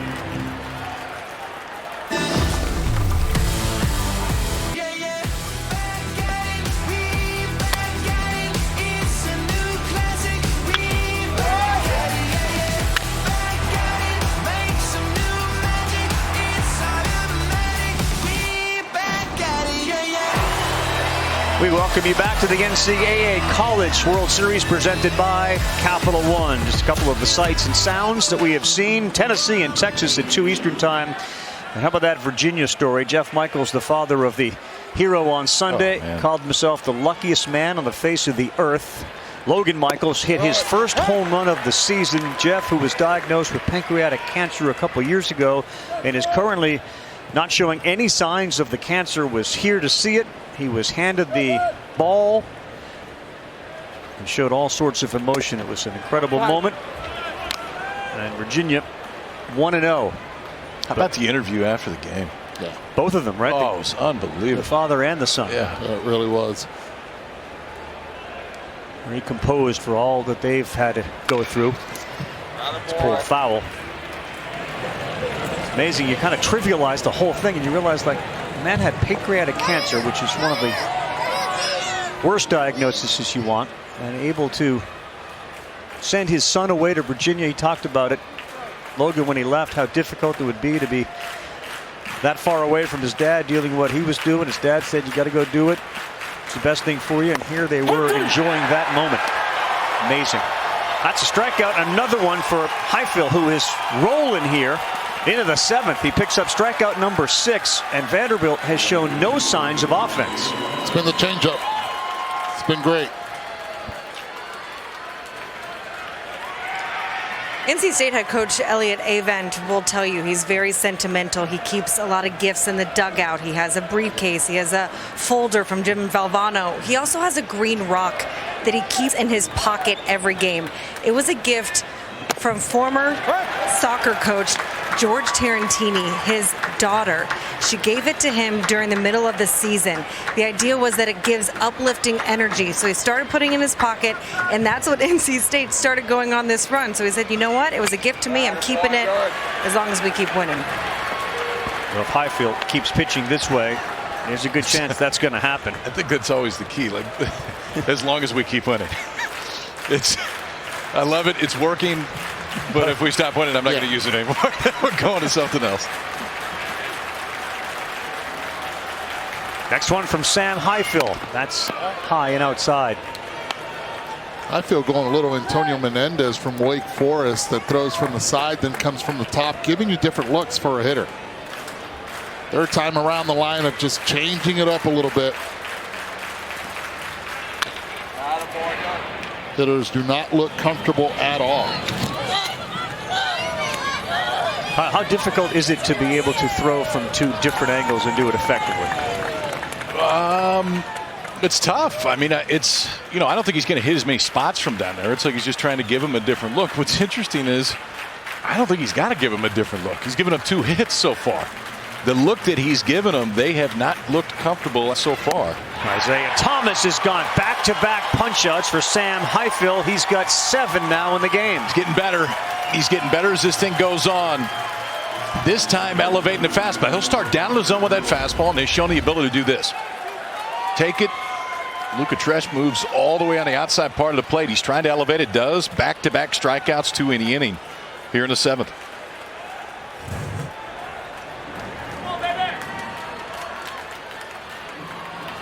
Only a freshman, 6 2/3. And here's Parker Noland.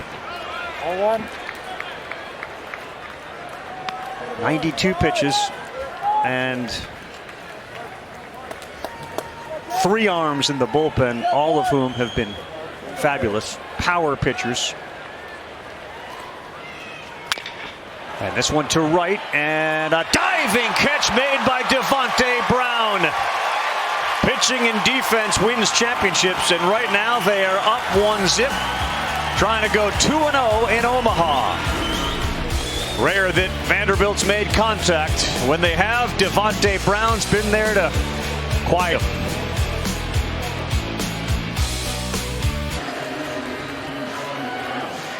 Just let it breathe.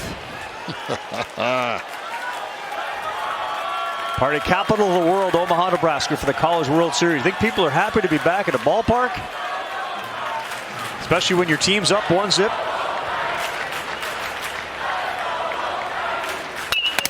Leiter, and that is into left field. That's going to be a hit to lead off the inning. Tyler McDonough is aboard.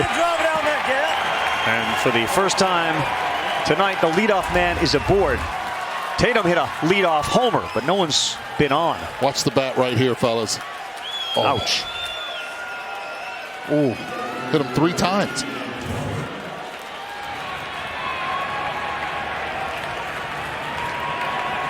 Taking his time right now behind the plate.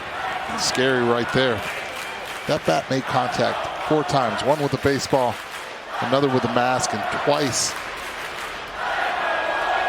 You ever seen an umpire get hit with a bat like that? I've seen catchers get hit. Yeah. I don't think I've ever seen an umpire. Johnny Butler, right field. It'll be playable as Thomas went back and now camps under it to make the play. Jumped on the first pitch.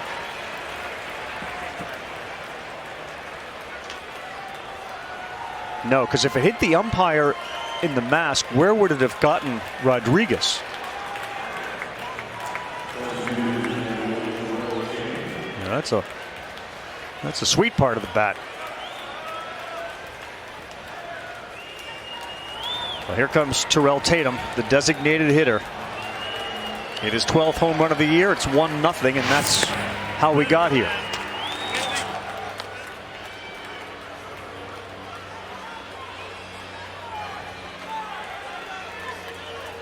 Two hits each team.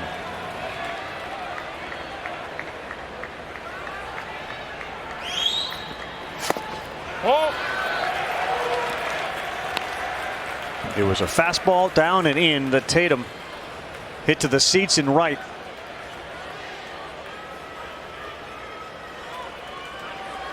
Johnny Butler in game 1 of the College World Series with his homer and 5 RBIs. Tatum tonight.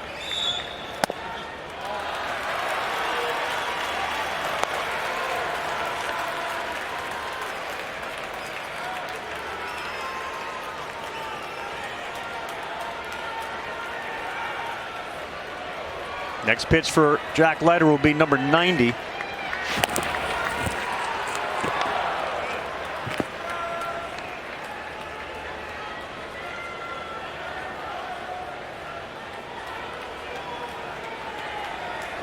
Tatum's got really good speed. He has a couple of sacrificed hits this season. How about that? That was the first 2-0 count, and now he's 3-0 right here. Would not be surprised with what Tatum did last time. Gets a green light. Remember, this is the first time he's been in a stretch whole game. Yeah. I mean, the only hit he had given up was a solo home run in the 5th inning. So the first pitch he threw in the stretch was in the 7th.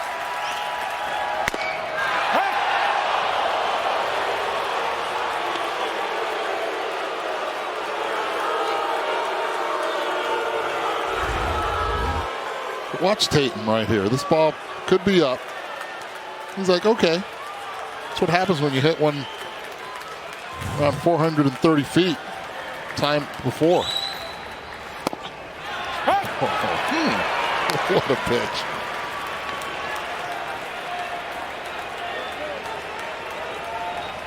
Fastball, curveball, and now guess mode for Tatum. What are you doing here, Kyle? I think he comes back breaking ball. Runner goes in the dirt, ball 4, first and second, 1 out in the 7th. Love putting McDonough in motion right there. And I understand it's ball 4. He's going to end up on second base anyway with the outcome, but it's still keeping the pedal down with a 1-run lead right now. McDonough has good speed. Now 2 on, 1 out for NC State in the middle of their lineup, and Scott Brown, the pitching coach, will make his way out for the first time tonight.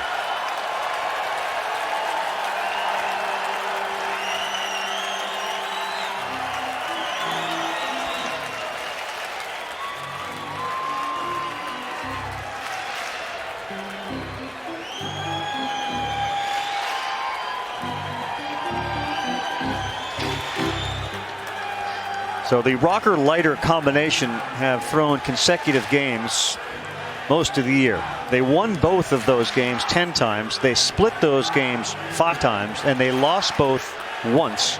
That happened in the SEC tournament. The winner tonight goes on to Friday night's game. They'll be 2-0, and one more win for either NC State or Vanderbilt will put them into the College World Series finals, which will start on Monday.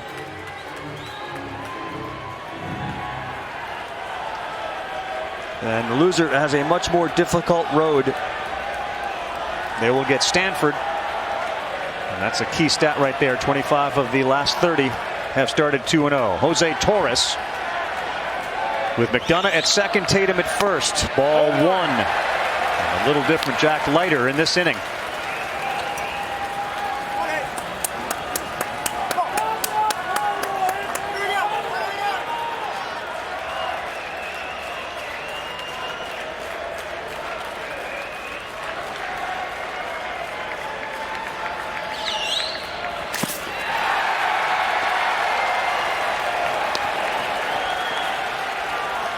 First pitch tried to keep the ball down. See if he fed off Torres' aggressiveness to hit the ball on the ground and try to get 2. Torres can get down the line pretty good. Loves these moments. It's Chris McIlvain, one of the relievers for Vanderbilt.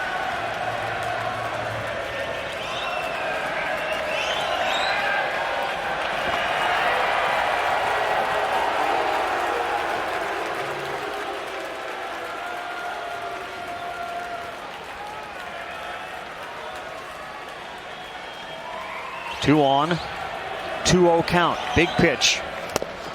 Fastball by him at 93.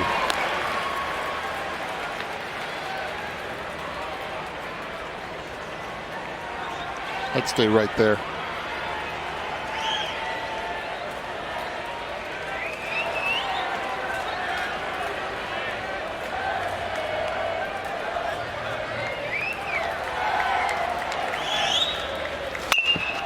That's to right. That's going to get into the first row. Now it's 2 balls, 2 strikes.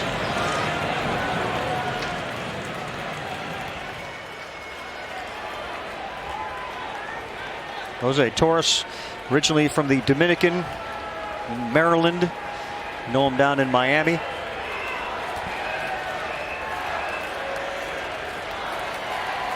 First time he was scouted, he made 3 errors, but he made such an impression with his movements in the field. They went back the next day and got him.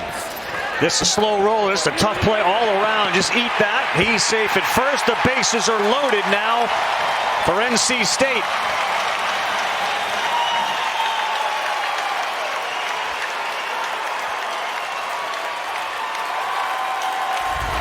Nothing that Jason Gonzalez could do with that. Now give yourself a chance. Just put it in play and see what happens. Works just as good. Bases loaded right now. 1 out. They put the pressure on Jack Leiter.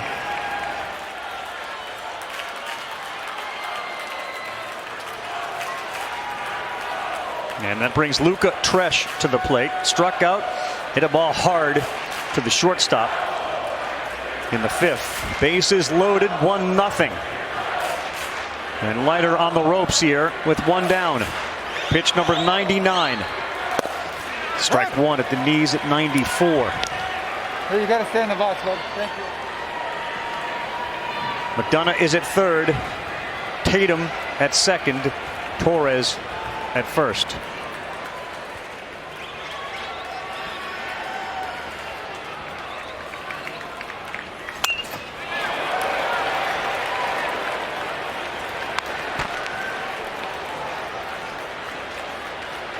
Hit 100. He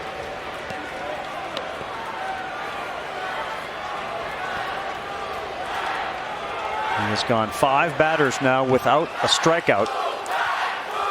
Given he's got a dozen, he hasn't had a string like that at all tonight. No, what do you got?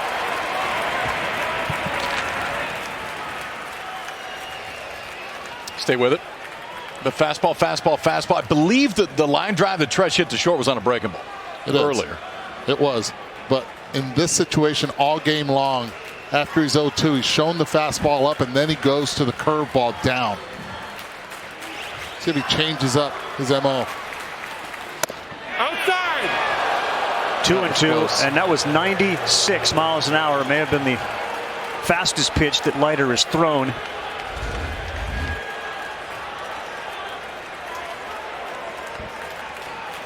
Just up. I will say NC State has been terrific with their patience. They have not chased any of those balls that have been up and out. They've been great.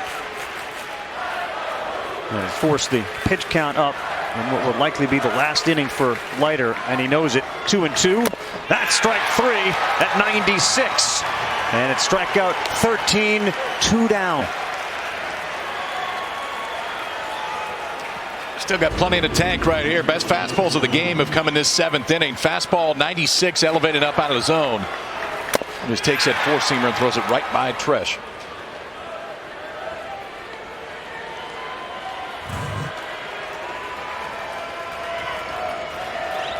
And now the right fielder Devontae Brown.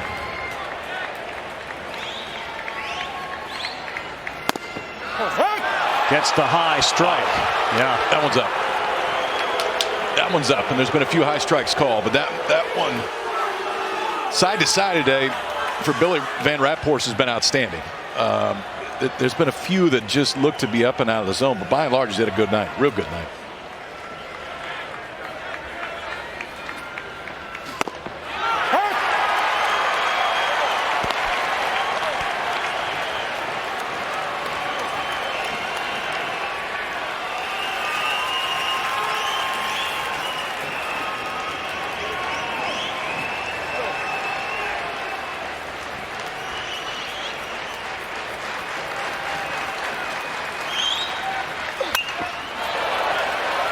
Big rip from Devontae Brown as Leiter has found a new gear with his velocity in this inning. Bases loaded, 1 down. And with the bases full, 0 for 9, 8 strikeouts. And he's talking to himself out there, needing 1 more.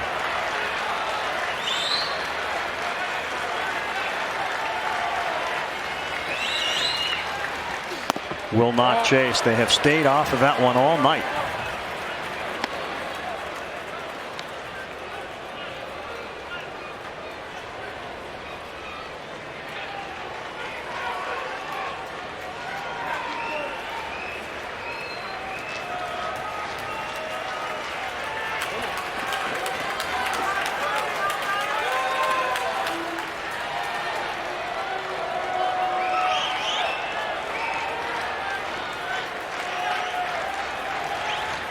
Game 1, Brown hit a home run. 1 and 2. 2 and 2. He's got 13 bombs, 40 runs batted in.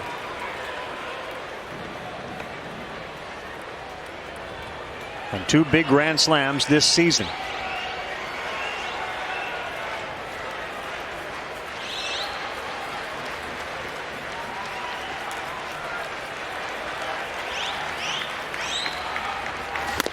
Got him, swinging 96.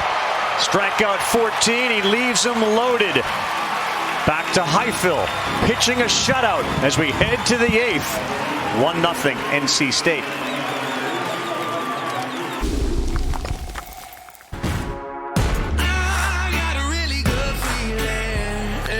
That ball is hammered to right field. That is a home run and a huge bat flip from Terrell Tatum. The Pack strike first. Their first hit, a home run. Well, NC State left him loaded. That was awfully impressive from Jack Leiter. And as we saw, 96 on the radar gun. And now we're back to Sam Highfill, who hasn't had that electricity, but my goodness, has he been awfully impressive, lulling Vanderbilt to sleep here. He's got him in a hold. I mean, listen, the fastball's been low 90s for the most part the entire night. The difference is with that changeup, the fastball's going to play up even more. I'd put that one in my pocket. The other stuff's too good, man. I mean, there's a time where you got to change a look up, but the guy's given up 2 hits the entire day, and both are singles. He has been locked in. Yes, he has. 1-1 to C.J. Rodriguez. That's high. 2 balls and a strike. And there he is, Evan Justice. 12 saves, 72 strikeouts in 58 innings. Starting to get loose.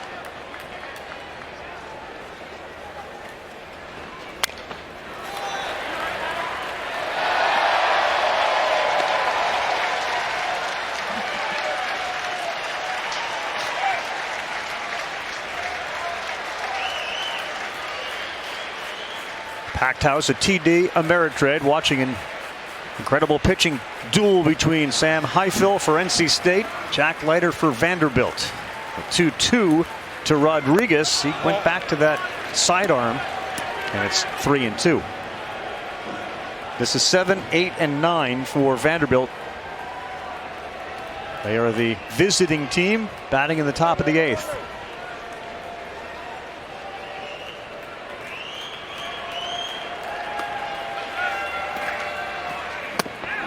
Ooh, that was close. Highfill wanted it, didn't get that call, and it's a leadoff walk.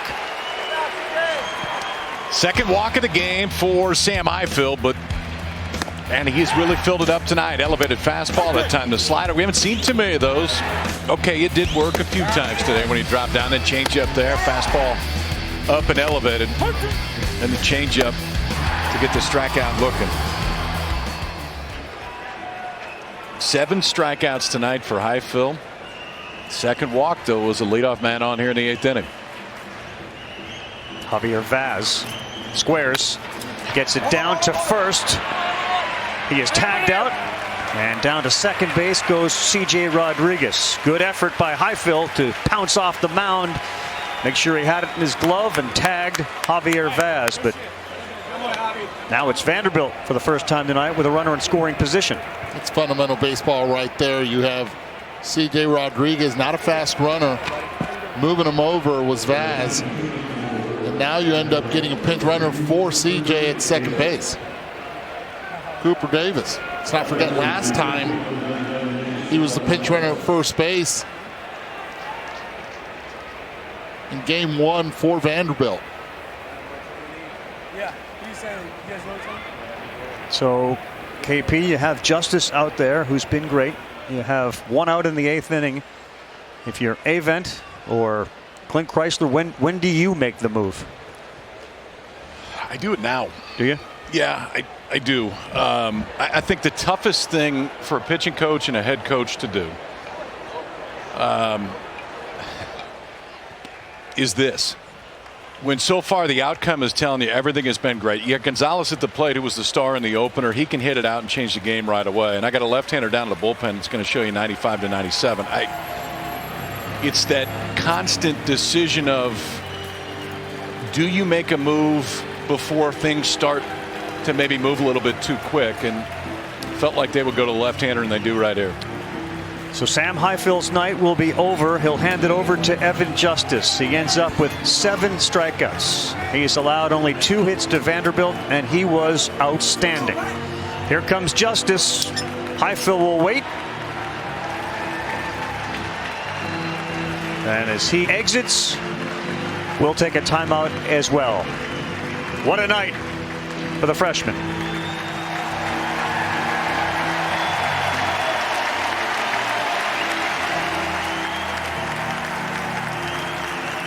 Come back here Monday night, TD Ameritrade Ballpark in Omaha, Nebraska. Sam Highfill, the freshman, a leadoff walk, sacrificed to second. He comes out of the game with 2 walks, 7 Ks, and matched Jack Leiter pitch for pitch.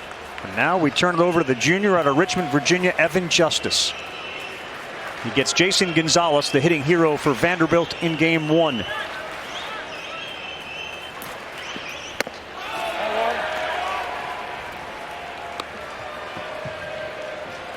Vanderbilt got Cooper Davis, the pinch runner, at second base.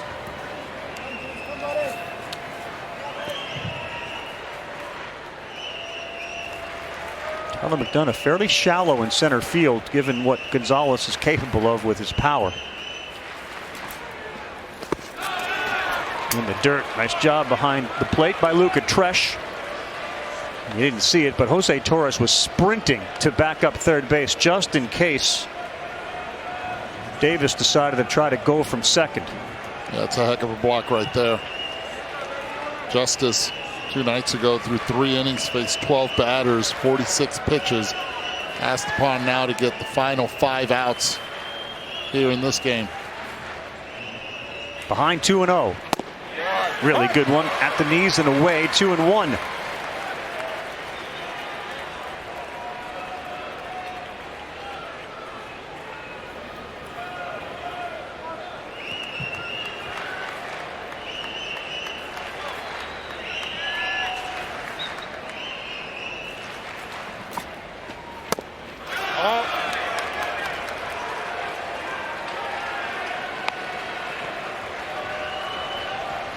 Three balls and a strike to the number 9 hitter, with Enrique Bradfield waiting on deck.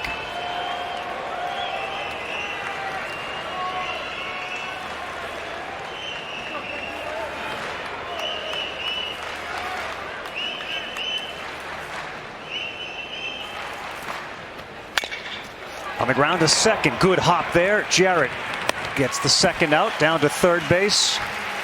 Davis. So while we have excitement here, we know we'll have a lot more coming up in just a little while. Mookie Betts and the LA Dodgers. Just a couple of games separate them and the Padres in the NL West. That's at 10 o'clock Eastern time on ESPN. The business to do here at TD Ameritrade in Omaha. And biggest at bat for Vanderbilt all night is the leadoff hitter Enrique Bradfield.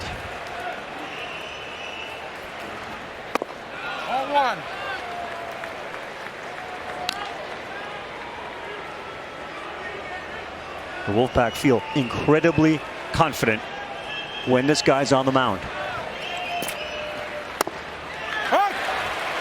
1-1. That one at the knees, called strike 1.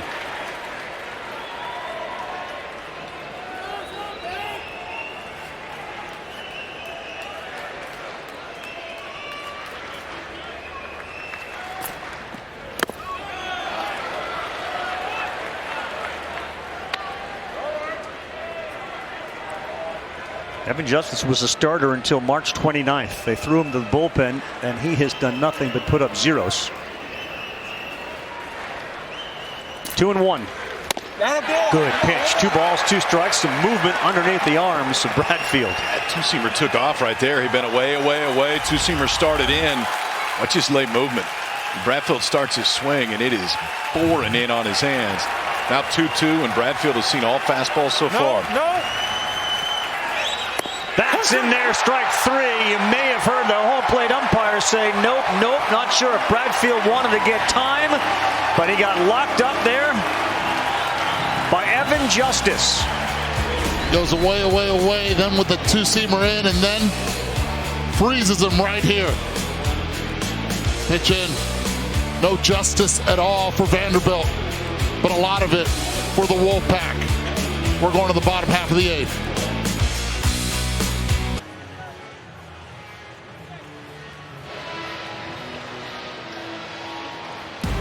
The NCAA College World Series is presented by Capital One. What's in your wallet? Sam Highfill, Evan Justice, Monday tonight for NC State. 5 hits in the game.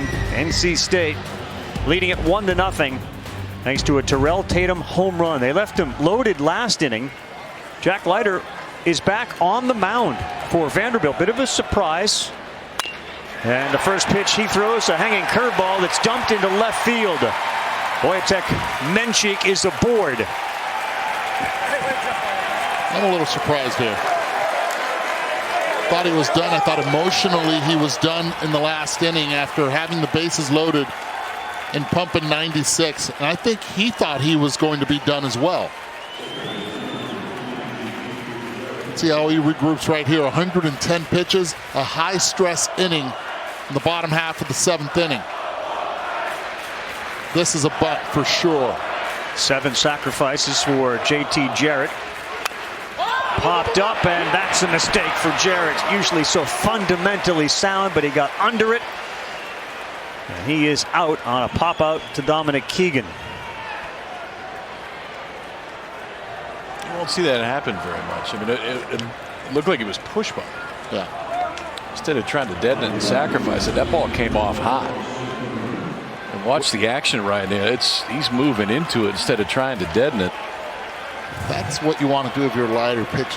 Give you some heat on the top part of the zone. Get that pop-up.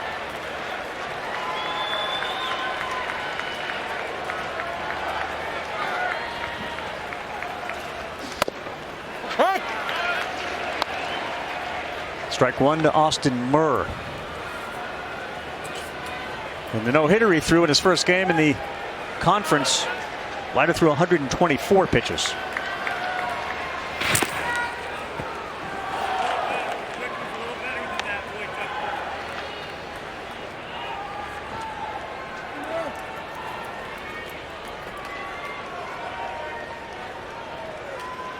Menchik has got 10 stolen bases on the season at first base, and they'll throw over there again.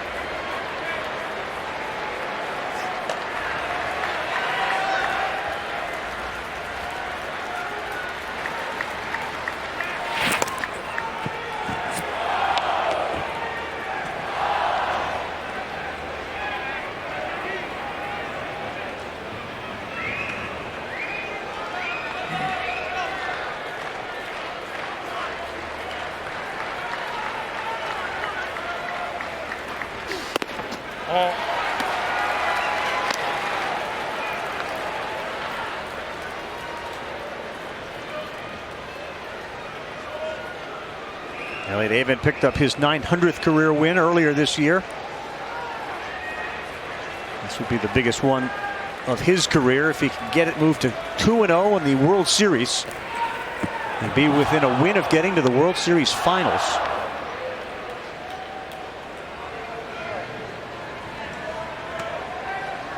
And 36-18 on the season.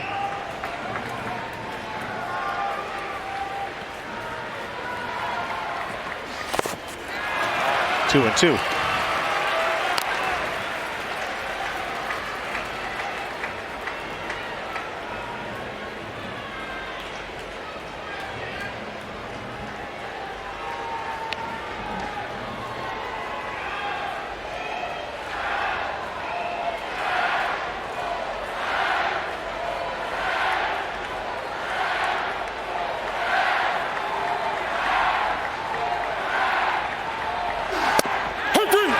Strikeout number 15 for Leiter.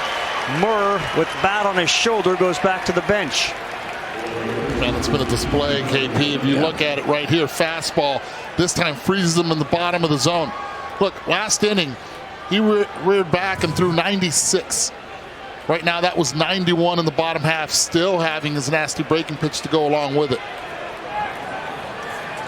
They got the lefty Fisher up, but they leave Leiter in to deal with the lefty Tyler McDonough.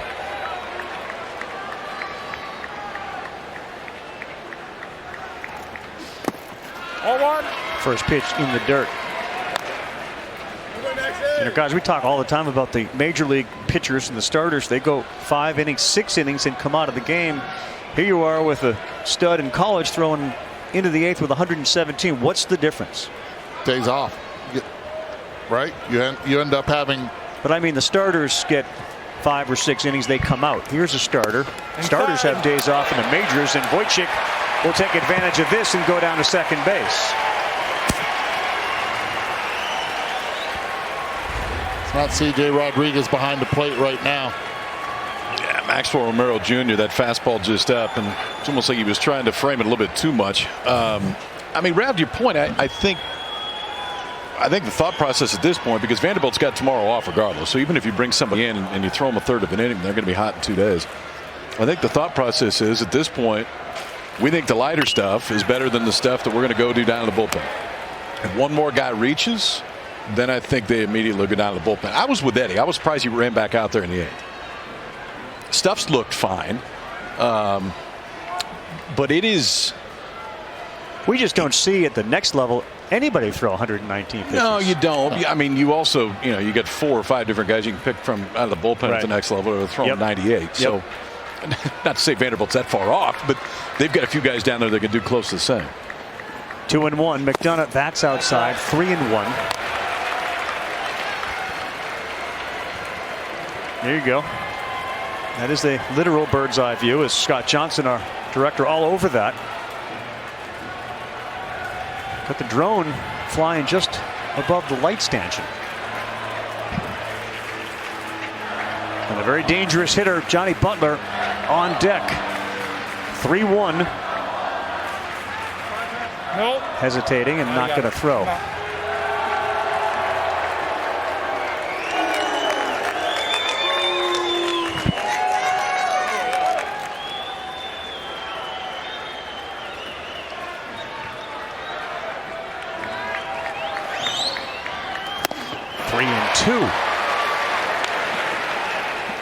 Here comes the number 1, fellas. 3-2. That curveball hasn't been working for him. I'd be surprised right now if he goes to it. Let's go with some high heat.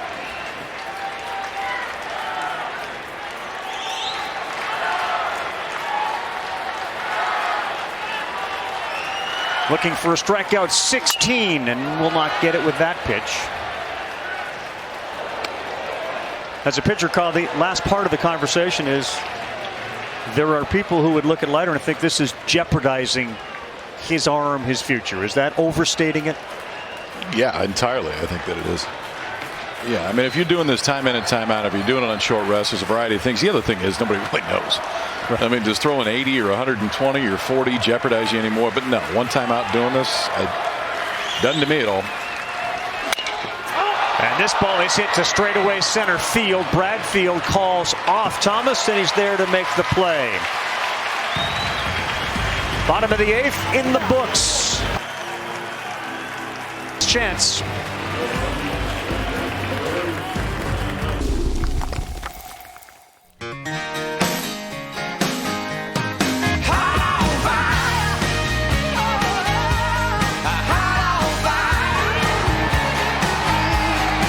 Welcome back to the NCAA College World Series presented by Capital One. Glistening performance from Sam Highfill to start, and now Evan Justice will try to get the last 3 outs and carry on the winner's side of the bracket. He'll get Carter Young, Dominic Keegan, and Troy Leneve, 2, 3, and 4. 16 home runs for Young. Get strike one. That's a good start for Justice.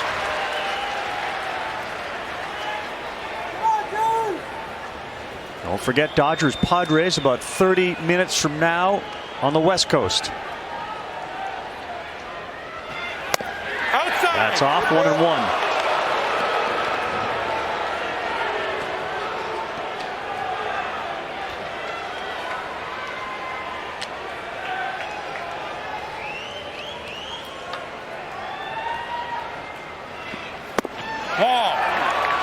Good pitch. Good pitch, good take. Right there.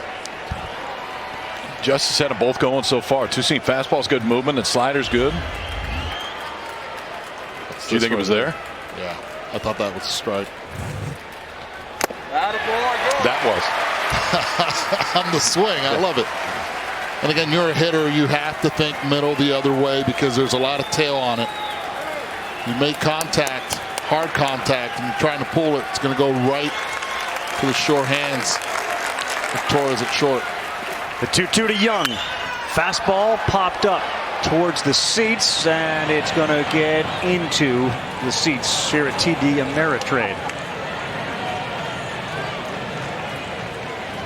Carter Young hit that go-ahead 2-run home run in the 7th inning of Game 1 against Arizona.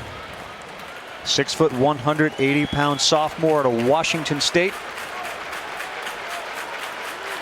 Early on against FIU, late in the season, dislocated his left shoulder and he stopped swinging the bat from the right side. When he calls for time, you know, Bradfield, you heard the home plate umpire Van Rapphorst's last inning say no. Bradfield was looking to get timeout. 2-2 and another one out of play. He had said time, put up his left hand, and Van Rapphorst didn't give it to him. The pitch came in and he was frozen on a Justice strikeout. All right, baby, one more.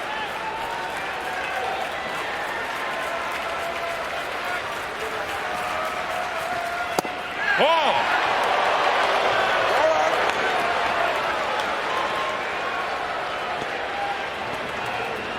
NC State trying to do to Vanderbilt what hasn't been done since March of 2019, which has shut them out. They have not been shut out once this year. 3-2. All four.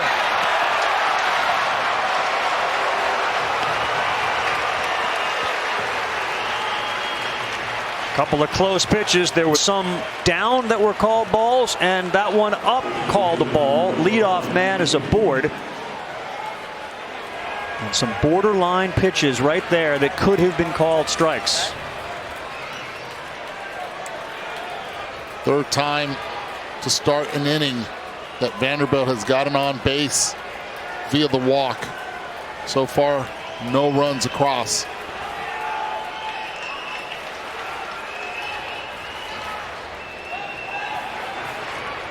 Six foot 210-pound junior Dominic Keegan. 9 stolen bases for Young at first. Leaning back in the first pitch. Strike number 1, 91 on the outside corner. Big hole between first base and the second baseman, JT Garrett. Fastball tailing away. That's where you want to hit it.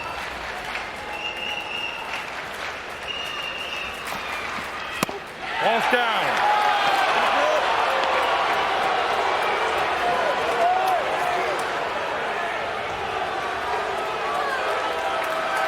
Elliot Avent has gone to the top step and was leaning over, barking at the home plate umpire about these ball strike calls. Boy, one more. Good swing at it. 1 and 2 as he fouled it off. And he is not pleased with the calls that he's seen in this inning.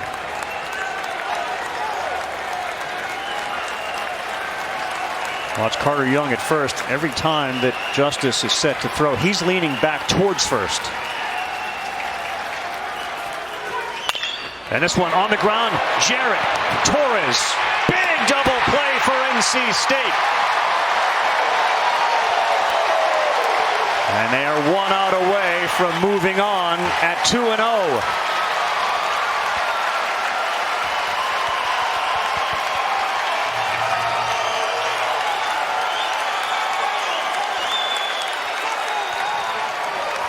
4-6-3 double play, and the most interested spectator is Sam Highfill.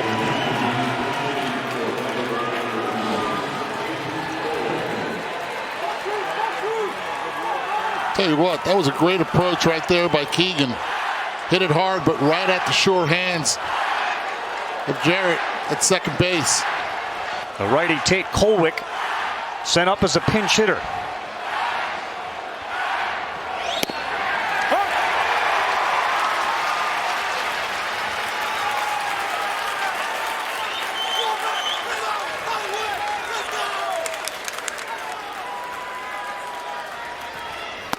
Outside.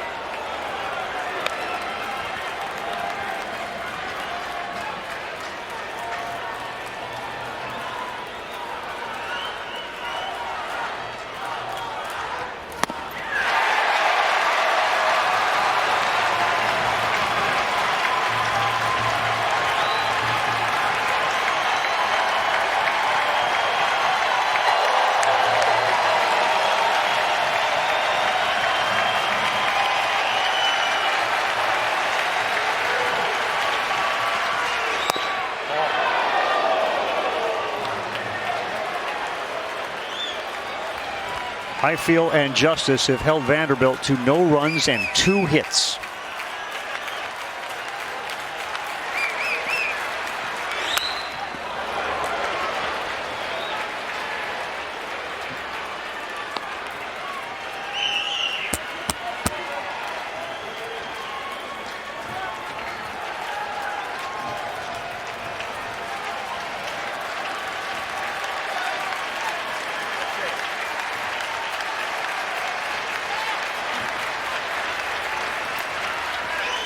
That's a strike, and it's a game for NC State. Vanderbilt shut out for the first time this season, and the Wolfpack are 2-0 at the College World Series.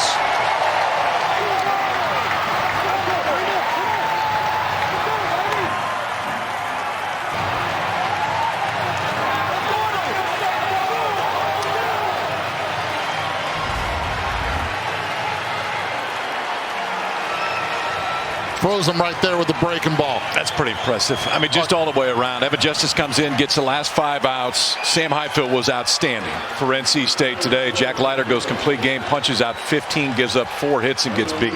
That's a good college baseball game, folks. Take a look at our Capital One players of the game. Sam Highfill took him into the 8th. He struck out 7 and gave up only 2 hits. The freshman was phenomenal. And Terrell Tatum's solo home run in the 5th inning, the only run of the game. And Elliott Avent and his good luck rock and the necklace and keychain from his dad carry them to their first 2-0 start in the College World Series. Kumar Rocker pitched. He can get a win. Jack Leiter pitched. He'll end up getting a loss. So NC State in the driver's seat. We'll see them again Friday. Wednesday, Vanderbilt and Stanford. The loser eliminated. The winner will take on NC State on Friday. Mississippi State and Virginia tomorrow night, 7 Eastern time on ESPN2, and Texas and Tennessee tomorrow on ESPNU. That's an elimination game. You said it perfectly. That's a great college baseball game. And the defense set the tone from the get-go. Yeah. Wojcik's play on that bunt from Bradfield. First batter of the game was huge. Here's Chris. Well, Sam, you just shut out the reigning national champions. How'd you do it? I don't know. I had a lot of help behind me. Good pitch calling, good defense back there from Luka and from the guys in the field, and I don't know. We got it done. A freshman on this stage, what were the nerves like when you went out there?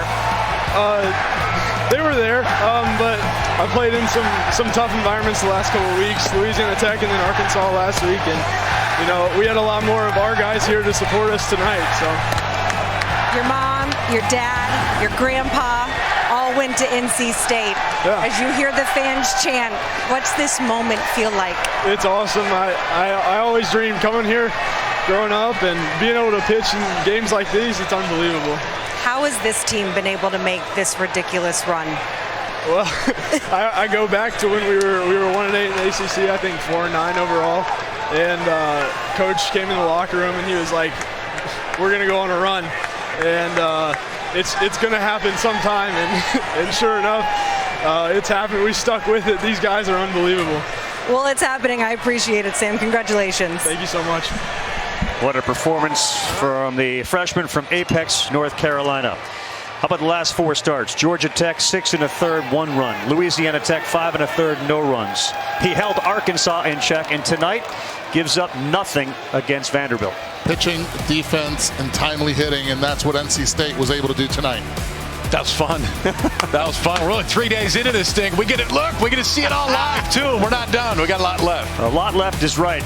Phenomenal job by everybody involved here in the truck and for the people behind Scott Gustafson and Scott Johnson. For Chris Button down on the field, Kyle Peterson, Eduardo Perez, I'm Carl Ravitch. Hope you all enjoyed it. We got much more baseball coming up. Monday Night Baseball, Dodgers and Padres, top of the hour. We continue tomorrow at 2 on ESPNU, Tennessee and Texas. Kevin Connors, The Bridge, in the studio.